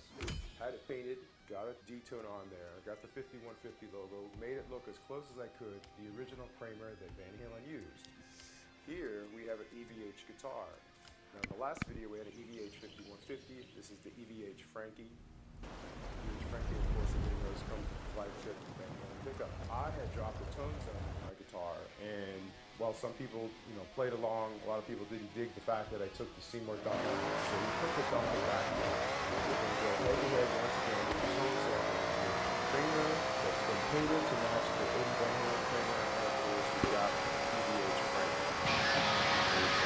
Okay, let's check out the gear I'm using. So right now we're using a really cool modded head. This is built by Am Amplified out of Chicago. Really cool head that gets some really modern JCM 800 territory. We're loading it down using our favorite presets from the Clip Deal, no box, get as close as I can to the wireless sound. It's my ears, a little bit cool, a little boost in the signal. We're also using a nice classic sound homebrew phaser. This is the silo side, like homebrew. And then really subtle delays, pitch in the mix, brand new flagship pitch pedal from Even.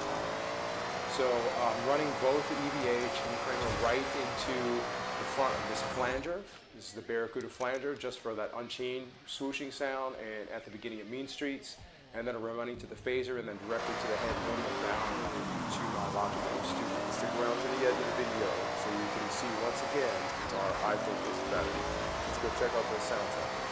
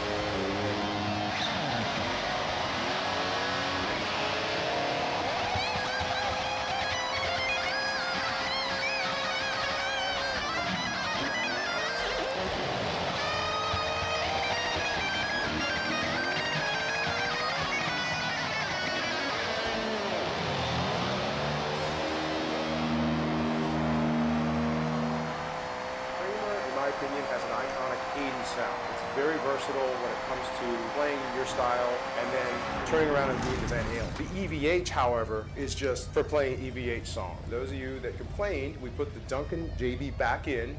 In my opinion, the Kramer still sounds like a Kramer iconic 80s shredder sound. And the EVH, with its EVH pickup, still sounds and nails those EVH tones in the recording. On stage, this is my choice. The weight, the feel, the grooves that are in the body are just slightly different than the EVH body. I just love that feel. And it just, to me, resonates with that classic EVH look. Whereas this is more relatable to the 1978 vibe. And then you'd see him strap on this Frankenstein in various videos and famous pictures. So I'm glad.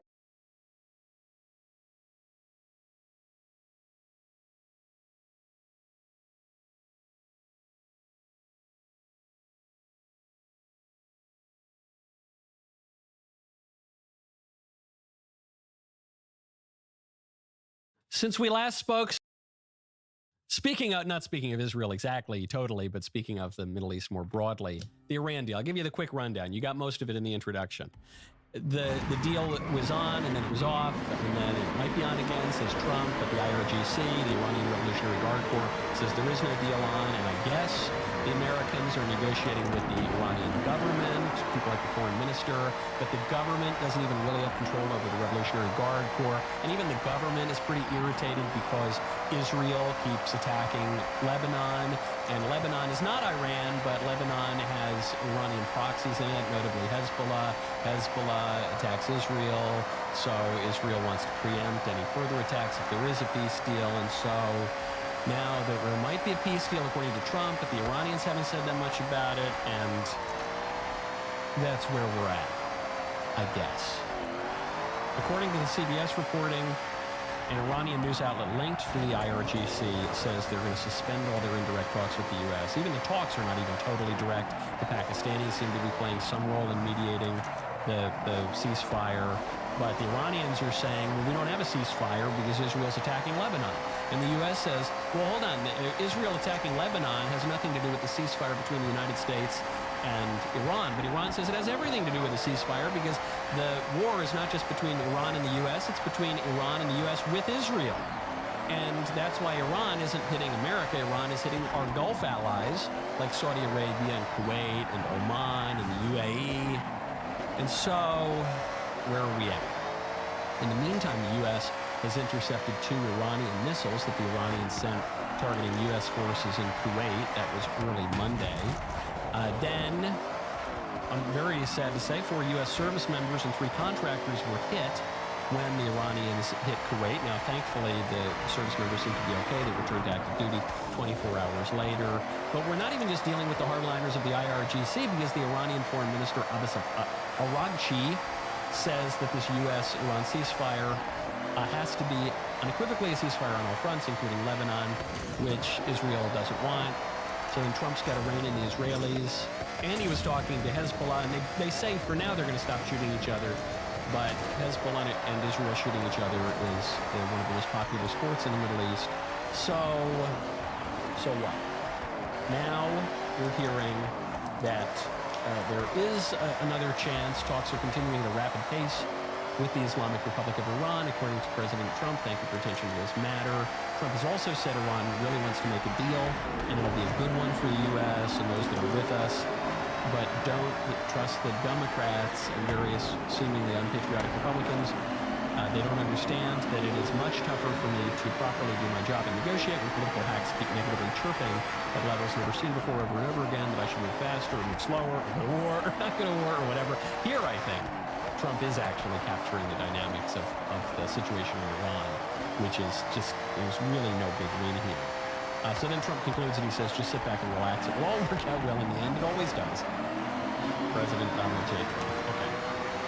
This, to me, means that the fundamentals of this war have not really changed.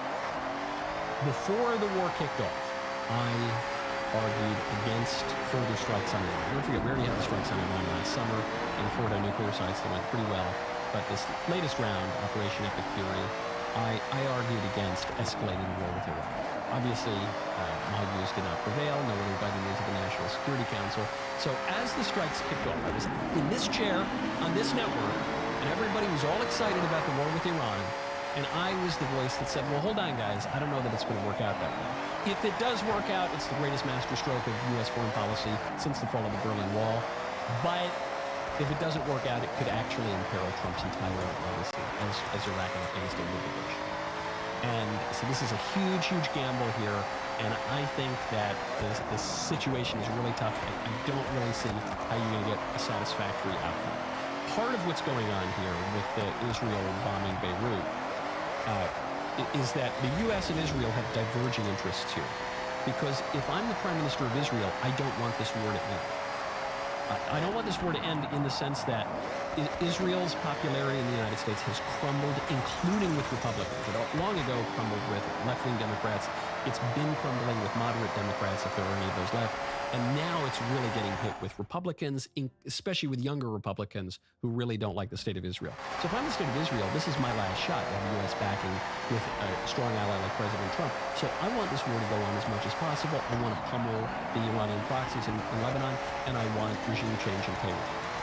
But if I'm the President of the United States, I don't want this war to keep going on. because Iran is much more of a direct threat to the state of Israel. I don't think that it's very likely that we'll have regime change in Iran. I think that's a much more durable regime than a lot of the war hawks pretended that it was. So I don't think we're going to have a very reasonable probability of success on that front. You could end up in a situation where the regime that replaces it is even worse, or there's civil war chaos, which would not be good for U.S. interests. And so I just don't think from this standpoint of proportionality it's a great idea. So if I'm in the U.S. position right now, I want a peace deal, which President Trump obviously wants, but that puts him at odds with Israel. And so the U.S. and Israel, while we have plenty of shared interests, here we have diverging interests. And that's brutal because the U.S. and Israel are the chief belligerents in this war against Iran. What this means to me is what I've said from the very, very beginning. I've been totally consistent.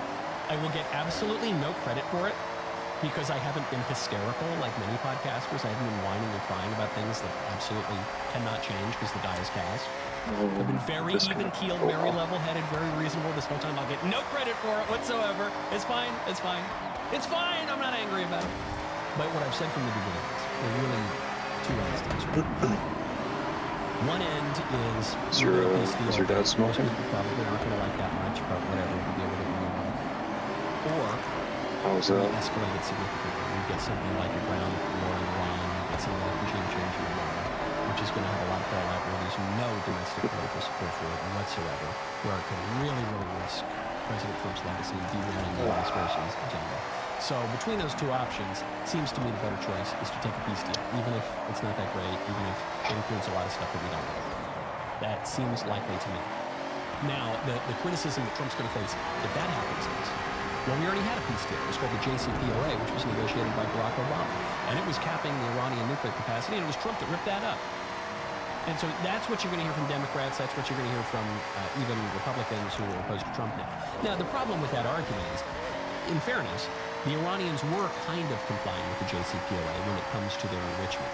The JCPOA said that it was going to push the Iranians' breakout time to about a year. So if the Iranians started violating the JCPOA, which we would certainly know somehow, then they would have about 1 year before they got a nuclear weapon. There were more aggressive analyses, though, more skeptical analyses even at the time, that said Iran's breakout time was going to be about 3 months, even under the Obama deal. It's one of the reasons that Republicans and Trump in particular said the Obama deal is no good.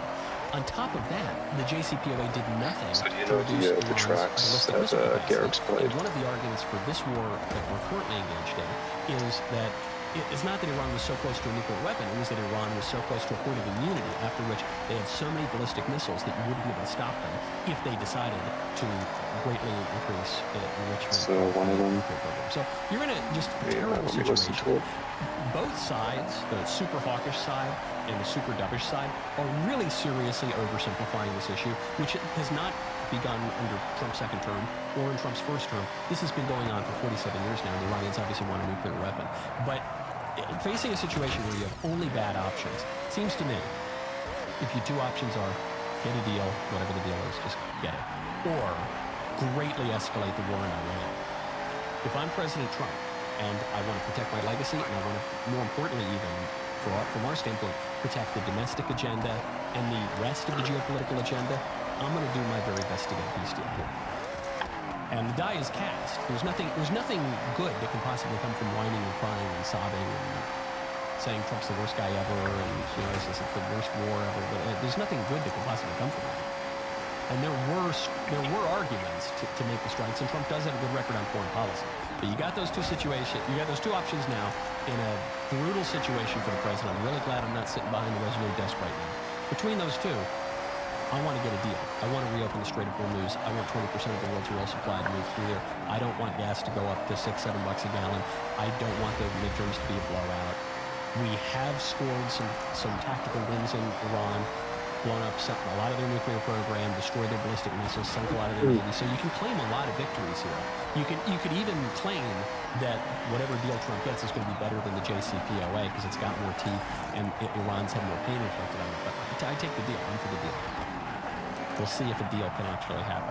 Okay, speaking of fire and brimstone, some celebrities, they haven't gotten the message that Pride is over, so they're still celebrating it. We'll get to that momentarily. First, though, I want to tell you about Dose. Go to dosedaily.co/Knowles. America's dealing with a real cholesterol and liver health crisis. For a lot of people, it feels basically unavoidable with how we eat, how we sit, how we live right now. Then, when we finally go in for blood work, we're told to hop on some traditional healthcare option and start taking capsules that we're not even comfortable taking for the rest of our lives. People want to feel like they still have some say in how they take care of themselves, not just do whatever the big corporations tell them. That is why more Americans are turning to gentler alternatives with ingredients they actually recognize. Things like CoQ10, ginger, pomegranate, amla, turmeric, so they're not putting a bunch of nonsense into their body.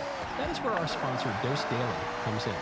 Dose for Cholesterol is a clinically backed cholesterol support supplement that supports triglycerides, HDL, and total cholesterol levels so that you can self-manage your cholesterol alongside your doctor instead of just throwing up your hands. I love this stuff. I think it's terrific. Just a daily 2-ounce shot. Tastes great. New customers can save 35% off your first month of subscription by going to dosedaily.co/Knowles or entering Knowles at checkout. It's dosedaily.co/Knowles, Canada and UAS, for 35% off your first month subscription. Done in Toronto now. Folks, it's Pride Month. It seems subdued. Just the other night, not to tell tales out of the home, but sweet little Lisa turned to me. She goes, Mag, doesn't it kind of seem like there's not a lot of Pride stuff going on? Listen, the girl's still mad. He doesn't name Pride Jew. But she made the good point. She said, yeah, but it's used to be. You start hearing about this in March. April, May, it's just going on, and you're not really hearing very much. And now we're in June, and you're really not hearing a ton about Pride. I think this is because Pride is mostly over, and the reason Pride is mostly over for now is because of the popular vote victory in 2024, during which time Republicans campaigned against all the weird LGBT stuff, and the corporations and the Democrat politicians got the message, so they're trying to downplay it. They haven't given up on it. They want to bring it back, but they want to downplay it for now so they don't get totally blown out in the marketplace or at the ballot box. Some libs haven't gotten the message. Here is J-Lo, the ageless J-Lo, with her Pride message.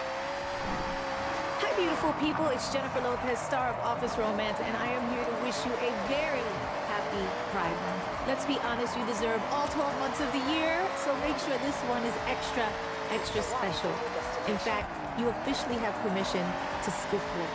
Just tell your boss, Jennifer Lopez said it was okay. I am sure they'll understand. But in all seriousness, I hope all of your months are filled with love, laughter, joy, and chosen family. And if you're not out yet, that's okay. We're here and we're waiting for you whenever you're ready. No rush, no pressure, just love. Now let's get loud and proud this month. I love you. Happy Pride. Chosen family. That's the weirdest phrase from that to me. What is chosen family? There's not really any such thing as chosen family. Other than you choose your spouse, but then you're stuck with your spouse forever. So at that point, it ceases to be a choice. But one of the defining features of family is family's not chosen. You choose your friends. You can choose your colleagues to some degree, your business partners and stuff. But you don't choose your family. The chosen family is a contradiction in terms. Yet another reminder that all of the Pride activism is simply about attacking the family. About attacking normal relationships between men and women and the fundamental building block of society. And I think maybe J-Lo has some family LGBT stuff. I don't know. But in any case, it's notable that she's not, lady doesn't tell her age. She's no spring chicken. It's not all the hottest young stars who are really out there with the Pride stuff. Pride feels dated to me. It feels kind of passé. It's kind of like your boomer relatives growing up when they were just trying to relive the hippie days of the 1960s. Try to relive their cool years in the 70s and just felt like, that's over, guys. Come on, get with the times. That's how I feel about the Pride stuff. But some of these corporations are still pushing it. Sesame Street, this was a sad one. Because my kids do like at least some of the Sesame Street songs. Sesame Street comes out. Happy Pride Month from Sesame Street. Join us in celebrating and uplifting the LGBTQIA+ members of our community. And I guess I shouldn't have been surprised by this one because a lot of people don't know this. Do you know Joey and Davy monkeys? They're kind of minor Sesame Street characters, but they're two monkeys, Joey and Davy. Those are actually who the Pox was named after. That's where you get it. So it's no surprise Sesame Street returning, but pretty creepy because Sesame Street is just to kids. Now you get the message. Now you get the message from 2024. Gotta tune it out. Some of the Elmo songs are kind of cute, but otherwise, that's over. And then the one that hurt me the most. It was my Yankees. I was looking. I said, okay, a lot of sports leagues are going to be pushing this, but baseball is one of the more normal sports leagues. One of the more conservative and more normal. And I'm looking at some of the teams falling. I said, no, please. I'm actually Davies in it. Mr. Davies in it. We're refreshing our pages. No, please. Not the Yankees. Not the Yankees. No! Happy Pride Month, says the New York Yankees with a rainbow flag in the Yankee. No! You don't have to do this, Yankees. You're not the Mets. The Mets do that. I'm half joking, but that's a more liberal team. It's a little weirder. Yankees, you're the one. Remember the good Steinbrenner era? You weren't even allowed to have a beard. Now you're not allowed to have a beard like in the sense of a gay guy having a wife. You can't even, no, it's all gay. No, you don't have to, you don't have to do this, guys. Who is this for? We won the popular vote running against the rainbow. You don't have to do that. The MLB brought it. I mean, obviously it was the MLB that made them do this, but the MLB posts from the bleachers to the ball field. It's very immature. The ball field is what made it. From the bleachers to the ball field, everywhere in between. Baseball is for everyone. #problem. It's for everyone except for kids and Christians, religious Jews, Muslims, normal people who don't want sex stuff just constantly forced upon them. It's for everyone. And by everyone, they mean for like 2% of the population. Okay. I'm not going to go, when MLB got into BLM, they even put BLM, reversing MLB on the pitcher's mounds during the year of Floyd. I actually canceled my MLB subscription. I did not watch baseball for years, other than occasionally if it was on the bar or something. And then I finally, was like, whatever, I gave up on my boycott. I don't like the Yankees too much. And then, this isn't going to make me boycott it, because it seems so lame and minimal and under duress, but you don't have to do it. The tide is turning away from this stuff. Even the New York Times is admitting it. The New York Times, beautiful guest essay, we were sliding back into the Middle Ages. To which I say, don't threaten me with a good time. This is one of my favorite, it's not even predictions, it's wish casting being proven true. All the libs, and even some of the fancy Republicans and conservatives, they made fun of me for a year or two ago. Because I came out and I said, guys, it's not enough to just be like the libs were 2 years ago. Don't be squishy, I don't want to return to 2012. I want to return to 1220. We can keep some modern things like modern dentistry, but otherwise, the guys in 1220 understood the world a lot better than people did in 2012 or 2026. And all the libs and all the fancy Republicans made fun of it, but it's happening. We are returning to 1220. Love that. We'll find out why. First, though, I want to tell you about Mizzen in Maine. Go to mizzenandmaine.com. Use promo code Michael20.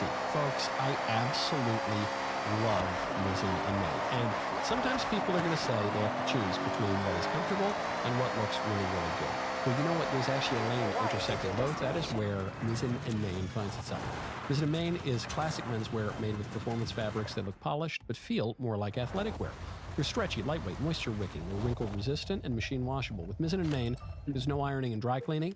They are easy clothes meant to be grab and go. One outfit can carry you through multiple parts of the day. Great for travel, too, as summer comes around. Mizzen in Maine lets men look put together without having to overthink it. I really love Mizzen in Maine. I love a lot of their stuff, but especially their polo shirts, because the designs are very, very nice. Not too minimalist, but not too much going on. It's really good. It's classy, okay? Well, right now, folks, Mizzen in Maine is offering our listeners 20% off your first purchase at mizzenandmaine.com. Promo code Michael20. That is MICHAEL20. Mizzen in Maine, Mizzen, M-I-Z-Z-E-N, and Maine, M-A-I-N.com. Promo code Michael20 for 20% off. Mizzenandmaine.com. Promo code Michael20. If you'd rather shop in person, you can find Mizzen in Maine stores in select states. Really good New York Times essay. Sentence I never thought I'd say. By Katja Ungerman. Ms. Ungerman writes some newsletter under the pen name Catherine D. So much for that pen name. Now we all know who she really is. Anyway, she writes this piece in the New York Times. We're sliding back to the Middle Ages. And it opens by making fun of Tucker. It says, in 2024, Tucker Carlson revealed that he'd been physically attacked in his bed by a demon or by something unseen. The entity left 4 claw marks on each of his sides and on his left shoulder. He said he was bleeding when he woke. Catholic and Orthodox clergy waiting publicly, with an Orthodox priest lamenting that Mr. Carlson's Episcopalian faith left him ill-equipped to respond to such an attack. Now, I don't know if Tucker actually was physically attacked by a demon or not. He sleeps with his dogs, so a lot of people figured his dog probably just scratched him. But regardless of what you think about this alleged attack, or what you think about Tucker, even, or whatever, demons exist. If you're a Christian, you believe in demons and angels and spiritual beings. It really, if you have any even slightly religious inclination, you believe in it. Even if you have the elevated paganism of a Plato or a Socrates, you believe in spiritual reality. So the New York Times kind of making fun of that. Then it says more recently, Greg Phillips, head of FEMA's Office of Response and Recovery, made news for saying he had once been teleported to a Waffle House. I think I read something vaguely like that. So again, they're still making fun of this. In a less esoteric vein this past Easter, Catholic priests across the country welcomed the largest classes of converts they'd seen in 15 or more years. Notice what they do. They open up with these really scintillating, kind of dubious accounts, and then they use it to just attack Christianity, Catholicism in particular. But it's true also of the Orthodox Church. The Antiochian Orthodox Church is also apparently exploding. And then they get to their point. Demonic vexation, teleportation, increased interest in religious practice. Those phenomena are all signs that life feels, to many, increasingly charged with unseen forces. You might say it has been re-enchanted. That's the key line. Because one of the hallmarks of modernity is that we've become disenchanted. We no longer believe in love or glory or virtue or anything. It's all just sort of chemicals firing off in our brains to create an illusion of an immaterial reality, but actually we're all just sacks of flesh. That's what modernity tells you. So modernity disenchants them. You no longer have a love affair, you have a relationship. In all of our language. You no longer have a lady, you have a person with a uterus. You know, it's all so disenchanted and clinically gross. And what the Times writer is saying is, no, now it's maybe been re-enchanted. There's a widespread feeling that the material explanation is no longer sufficient, that something uncanny, maybe even luminous, is diffused into the texture of ordinary American life. Excellent observation from Katya Ungama. Really good point. Then Q goes on to find that 30% of Americans consult astrology, tarot cards, or fortune tellers, at least once a year. New Age practices are even more popular among some demographics like young women and LGBTQ adults, of course. During my first pregnancy, I received a Reiki or energy healing, bad stuff, treatment for my newborn son. It's now offered at major hospitals across the country. What's going on? And then it goes on to try to explain what it's about. But the point is, it is happening. It is happening. And the headline gets it right. It says we're sliding back to the Middle Ages. That part is not true. Really, you should look at it from the other end. It's not that middle-aged, medieval Christian scholasticism is on the rise again, so much as liberal rationalism is failed. It has collapsed. Liberalism, rationalism, and modern ideologies don't explain the world. They erode the foundations of our civilization. Society begins to fall apart. They fail to explain things that we know to be true, the longings of our heart and the deepest intuitions we have. They're just insufficient. It's just false. They make claims about human nature that are not true. They try to atomize us, reduce us from social creatures to mere individuals, and from mere individuals down to sacks of flesh, and they make us on the same level as the beasts, and in many ways lower than the beasts. And it just isn't true. So it failed. It failed socially, it failed intellectually, it obviously failed spiritually. And so, as that falls apart, there is now a vacuum into which we are not necessarily seeing the return of the Middle Ages, which, contrary to nonsense you might have read in school, actually were the high point of our civilization. Now, high Middle Ages were the absolute high point of our civilization in terms of philosophy, in terms of theology, but also in terms of architecture, in terms of literature, in terms of building, in terms of, well, I guess that goes with architecture, but not even just the great cathedrals, just our whole civilizations, townships centered around something that were coherent, that made sense. Painting, sculpture, all the rest of it really coming to the fore in the high Middle Ages. Even just before the turn of what we call the Renaissance. The Renaissance, which in many ways became a rejection of Christendom, an attempt to return to pagan antiquity, a rejection of Christianity and the beginning of modernity. But what you're seeing is just a vacuum, and it's going to be filled up by something. It's going to be filled up by Reiki, which is just demon worship. It's going to be filled up by tarot or astrology. It's going to be filled up by New Age. It's going to be filled up by witches. It's going to be filled up by Christianity, and a robust Christianity that takes religion seriously, which was the Christianity of the scholastics and of the Middle Ages. Those are the choices that are available to us. It's the choice is not between liberal modernity and the dark Middle Ages. Liberal modernity sucks and failed, and it's falling apart. And its promises didn't come true, and its explanations of human nature were insufficient. So that's not the choice between the dark Christian Middle Ages and rationalist liberalism. The choice is between Christianity or New Age or modern ideology like communism or socialism or something like that. The choice is between a world that will be re-enchanted with some kind of spirit, either the spirit of the science of history, as the left has presented to us, with the spirit of weird Eastern mystical forces like Reiki or yoga, or with the Holy Spirit, the spirit that animated our civilization. Those are the choices. Choose wisely, please. Please! Speaking of bad choices, Bunny Blue. Bunny Blue she's the porn lady who films herself in particularly degrading circumstances. What distinguishes her, I think, is that she is famous or infamous, even among people who've never seen a single frame of her actual pornography. Hand up.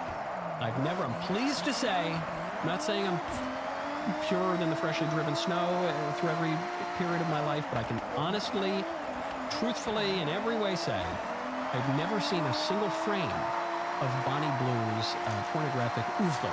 But I've seen her pop up a lot on social media, because what's even almost darker about what she does is she does these interviews where she's totally clothed, she's not, but where she just describes all of the particularly degrading acts. Sleeping. I think she's slept with 1,000 guys in a day. That kind of stuff. So she's back at it. And here, I think she actually can teach us something about politics and the limits of politics. She was on a British show, and she explained how she's pregnant. I don't even know if I can believe that, but she says she's pregnant. And for her baby shower, she's going to host a gross sex event. Did I hear right that you have a stunt planned for June? Yes, I have a baby shower on next Saturday, and I'm inviting the public to turn my baby shower into a golden shower. Why? It's just fun. It's a twist on the baby shower. I'll be having sex with the people as well as, and it's going to be like a mixture of wholesome baby shower games, like the traditional trying different baby food, along with other fluids added in there. Now I'm uncomfortable. This is your baby. This is your child. Yeah. Again, my body, this is what I'm choosing. Do you not see that in any way as a denigration of your baby? No, it is difficult because I don't want to sexualize the baby. Yeah, but she otherwise doesn't see it as a denigration of the baby. So she's going to host an orgy, but also an orgy that'll be particularly degrading and at which men will relieve themselves on. Okay. So the question beyond, I hate even playing a clip of hers, but it's making the rounds. It's quite viral, and it actually does tell us something about politics, and it's a question that we need to address, which is, what is wrong with that? What is wrong with that? I think, obviously, Child Protective Services should be called. I think this woman should be locked into a loony bin, and someone should care for the kid and all the rest. But what is wrong with that? People have marital relations while they're pregnant. So there's nothing particularly wrong or illegal, certainly, about that. The degrading acts that she'll be engaging in, promises to engage in beforehand, don't directly affect the baby, right? And so in that way, it really is her body, her choice. She's not talking about killing the baby, right? So what's wrong with that? From the standpoint of liberalism, laissez-faire, live and let live, you do you, what's wrong with what she's doing? Everything, but from the standpoint of that ideology. So what should be done? Well, the only answer would be that we need to assert the right to tell women and men how to behave in their private lives. We need to assert that right. Even if it's not always enforced, we're not going to have purity police coming around like Sharia, but there's a big difference between, like some aberrant actions and what this woman's planning to do. So are we willing to do that in principle? When we had laws against all this stuff, laws against adultery, which are still on the books in some cases, when we had those on the books, they weren't even always enforced, but they set a standard. Are we willing to do that? Would you be willing? Obviously, people viscerally would say, yeah, this woman needs to be locked up. She's a total lunatic. Okay, would you go so far as to say that there should be legal punishments for women who do this kind of stuff? And what's the line? And who decides? And all these questions are going to come up, which are the usual liberal rejoinders to common sense. But are you willing to do that in principle? I, for one, am. And Pride Month, I guess, is as good a time as any to say, yeah, there should be limits to what people do individually, to their own bodies, in their personal lives, and their private lives. There obviously should be limits. Those are matters of public interest. The state does, in fact, have the right to enforce those standards. We, the people, have the right to pass those laws, to charge the government with enforcing those standards. And that stuff should all be illegal. She cannot be trusted to have custody of a child, obviously. And what she does in her private life should be limited by the state. Are you willing to go that far and say that? Because, if so, that's going to pertain to a lot of other people beyond Bonnie Blue, beyond the most crazy, extreme.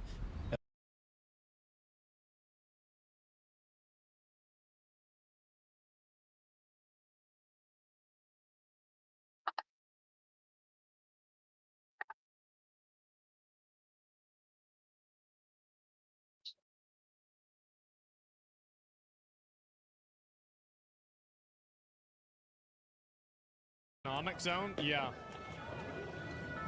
Look at all this. Holy shit.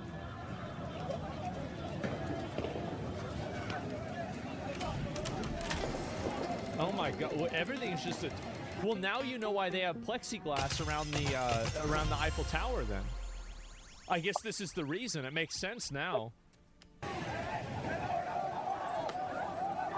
Wait, that tower isn't for riots, it's for scammers. Yeah, true. Oh my god. Look at all these people. Imagine a descendant of Napoleon was in charge. Yeah. I've got a pretty good feeling that, you know, none of this would be happening, I'll tell you that. Right underneath the Eiffel Tower, too. It's like, it's so disgraceful. Wait, this is for a soccer game?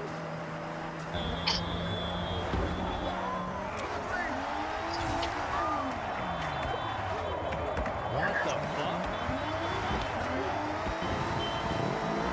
Oh my god. What's the temperature in your house?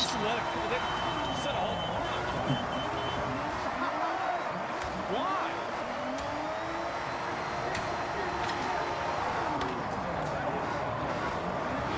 That's what has the heat on. Oh my god. Look at this. He's like just smashing it out.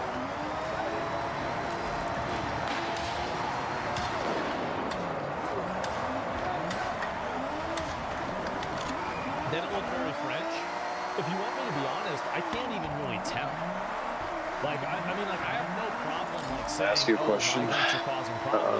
It's related to seeing girls. Reaches the Eiffel Tower. Have you? Yeah, so you've seen like one, like more than like once, right? What a scene. What a scene. No, but like, I mean, like, let's say like the same girl, but like you've seen them more than once. Okay, so 3 times. Have you ever like got her like chocolate or some shit, like as a gift? Never-ons are real. Never-ons are real, and they're in Like any of those times, let's say like the second time or third time, did you just bring like cash, or did you like just also get her like chocolate or some kind of like gift or something? Shit there, plus face coverings seem to make people bold as fuck. Yeah, I mean, like going out in public with a face covering like that. Is there one that you would probably do that for? It's like one of those things where, you know, the people that are doing it are probably criminals, but there's also like a certain like group of people that are criminals that, you know, they need to be probably locked down more. It's parents. Oh my god, look at them all. Oh,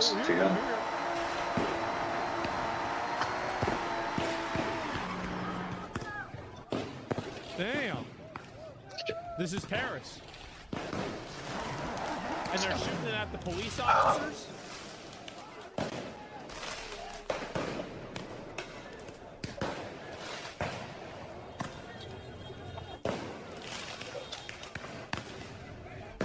Oh my gosh. What's that one?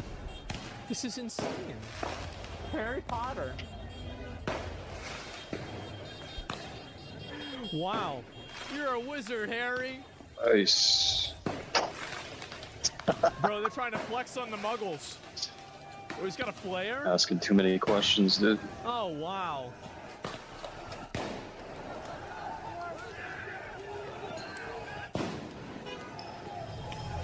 Wow.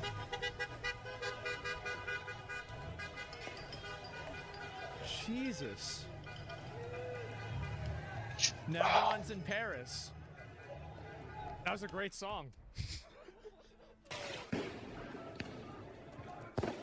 Used to listen to it all the time. Oh, numbered 5-1? Yeah. You get that in the US, you get shot? No, you don't.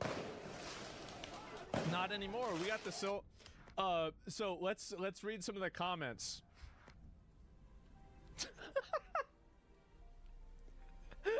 Diversity is their weakness. Paris has officially been name changed to Paris Lam. I pray we heed the warnings coming from Europe. Run away. As soon as you import Africans and Muslims into your country, they turn it into shit. I don't even know if these are really those people. I have no idea. That's why I'm trying to go and see. Like, I'm gonna be honest, like, I don't really know, like, what the spectrum of, like, you know, a Frenchman's ethnicity can be. I'm not really sure. Like, I mean, it's easy to see, like, a black guy and be like, okay, I bet he's probably not from France, right? But, like, other than that... Holy shit.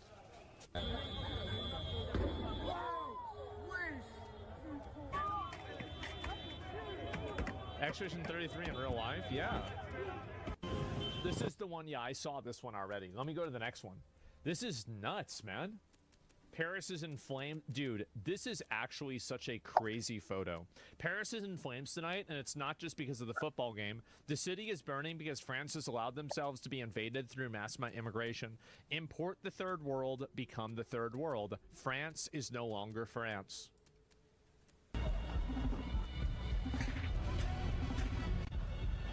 Oh my God. Wow.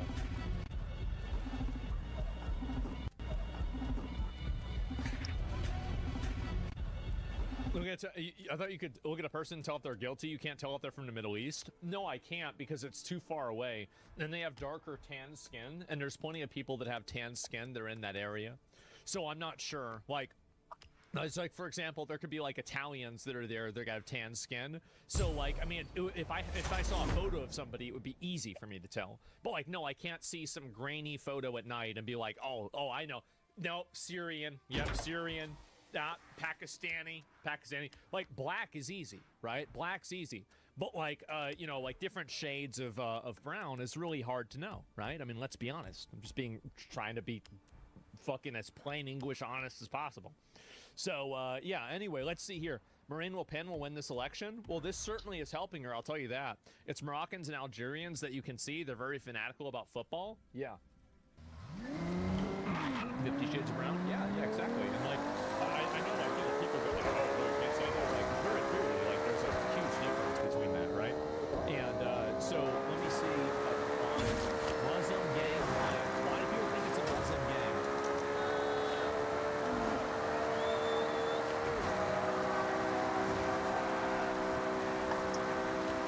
Okay. I get it. Yeah.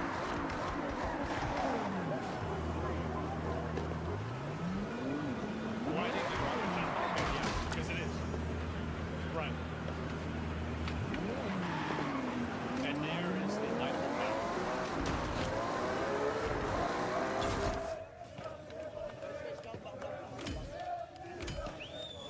Wow.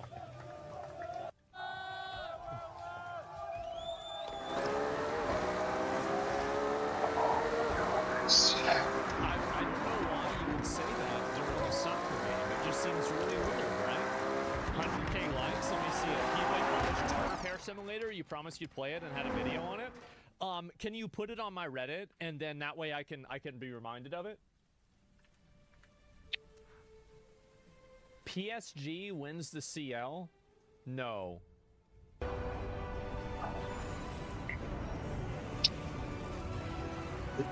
No! No! No! They can't do this! Oh my god! This is horrible, France is fallen.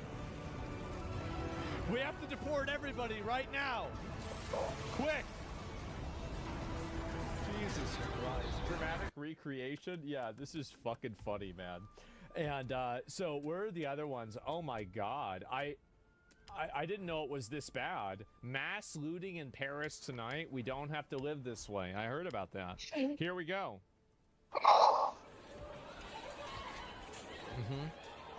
France fell a long time ago. Well, I don't want anybody to get the wrong idea. All you need is one government that's willing to just remove these people, and then like this problem goes away in like a year. Like you could totally remove this problem in like 1 year. You just have to get all of the police, all of the National Guard or whatever they have, and all of the military, mobilize them on removing every single one of these people that shouldn't be here and sending them all back on airplanes. It would be a massive, like huge undertaking, but you could easily do that. You could. And I feel like, again, everybody says like, oh, well, it's fallen. Like, no, it's not a big deal at all. And they camp, they're French. No, bro. Like the thing is, France, like back in like the old days, like remember Napoleon?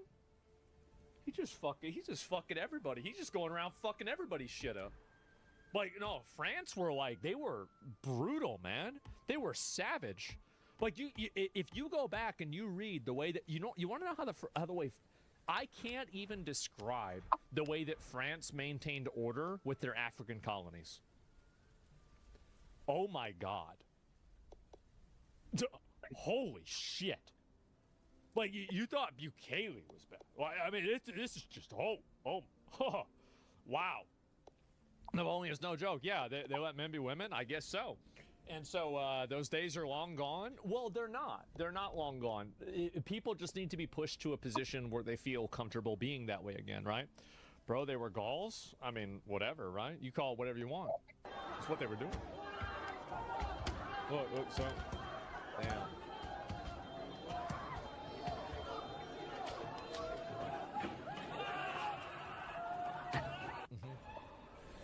Oh my God. Jesus, so they're just destroying everything.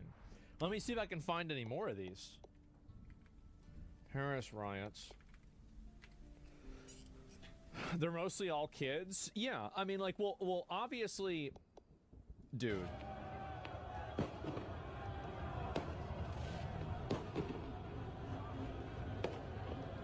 What a crazy photo.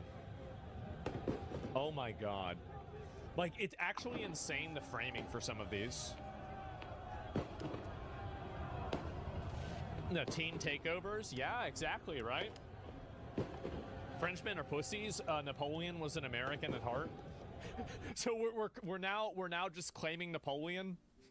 Like, well, yeah, Napoleon was from France, but he really wasn't American. I mean, obviously, well, how do you know? Because he just went around and killed everybody. Yeah, I mean... Duh. Of course. Like, not a single French flag. Well, I mean, to be fair, it's a soccer game, right? And did sell Louisiana. Yeah, he was spiritually American, definitely. And, oh my God. Look at some of these photos. Charlemagne American. I forgot Charlemagne was from France. Man. The team's color are literally the French flag, though? I don't know. Let me see if there's any more of these images here. Oh, this is from a while ago. I remember watching that. That's not from this event. Oh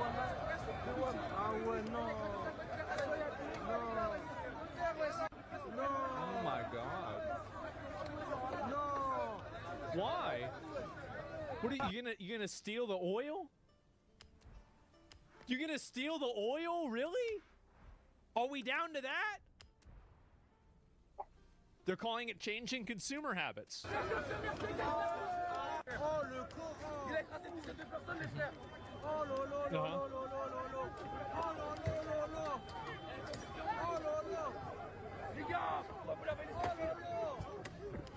Like, for example, like, just so you guys know, I don't know if this guy is French descent or not.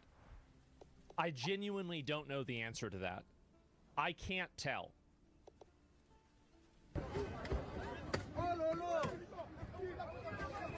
He's not. Okay. He isn't? Yeah, I legitimately don't know.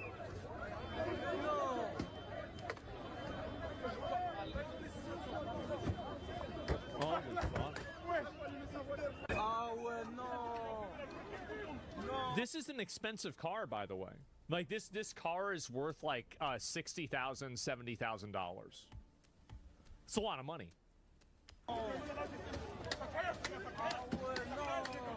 Just, yeah, I mean, well, I have one. That's how I know. Why would you do that to the doors? You're kicking the doors off. Not anymore?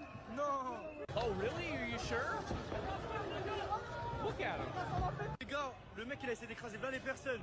Il a mis fuite, il a laissé sa voiture. Voilà tellement c'était chaud sur lui. Carrément les gars, je suis chaud.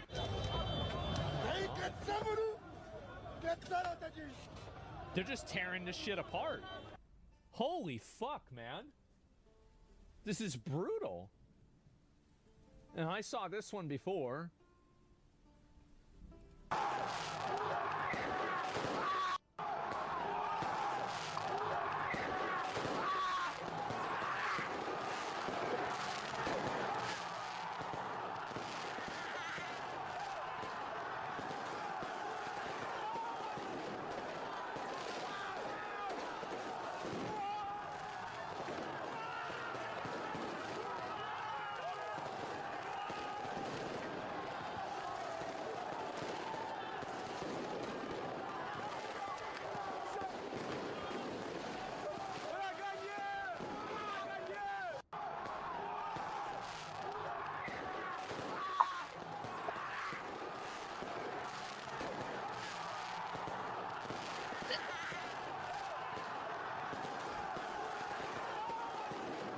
Yeah, somebody says at least there's no fat people.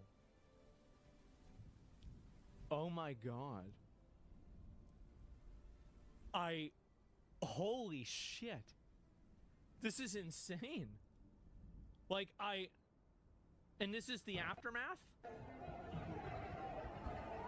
Holy fuck.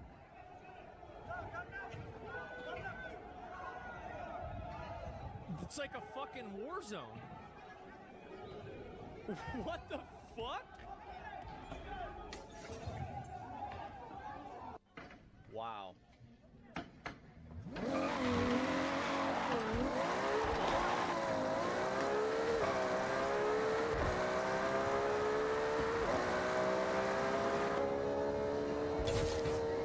As I said,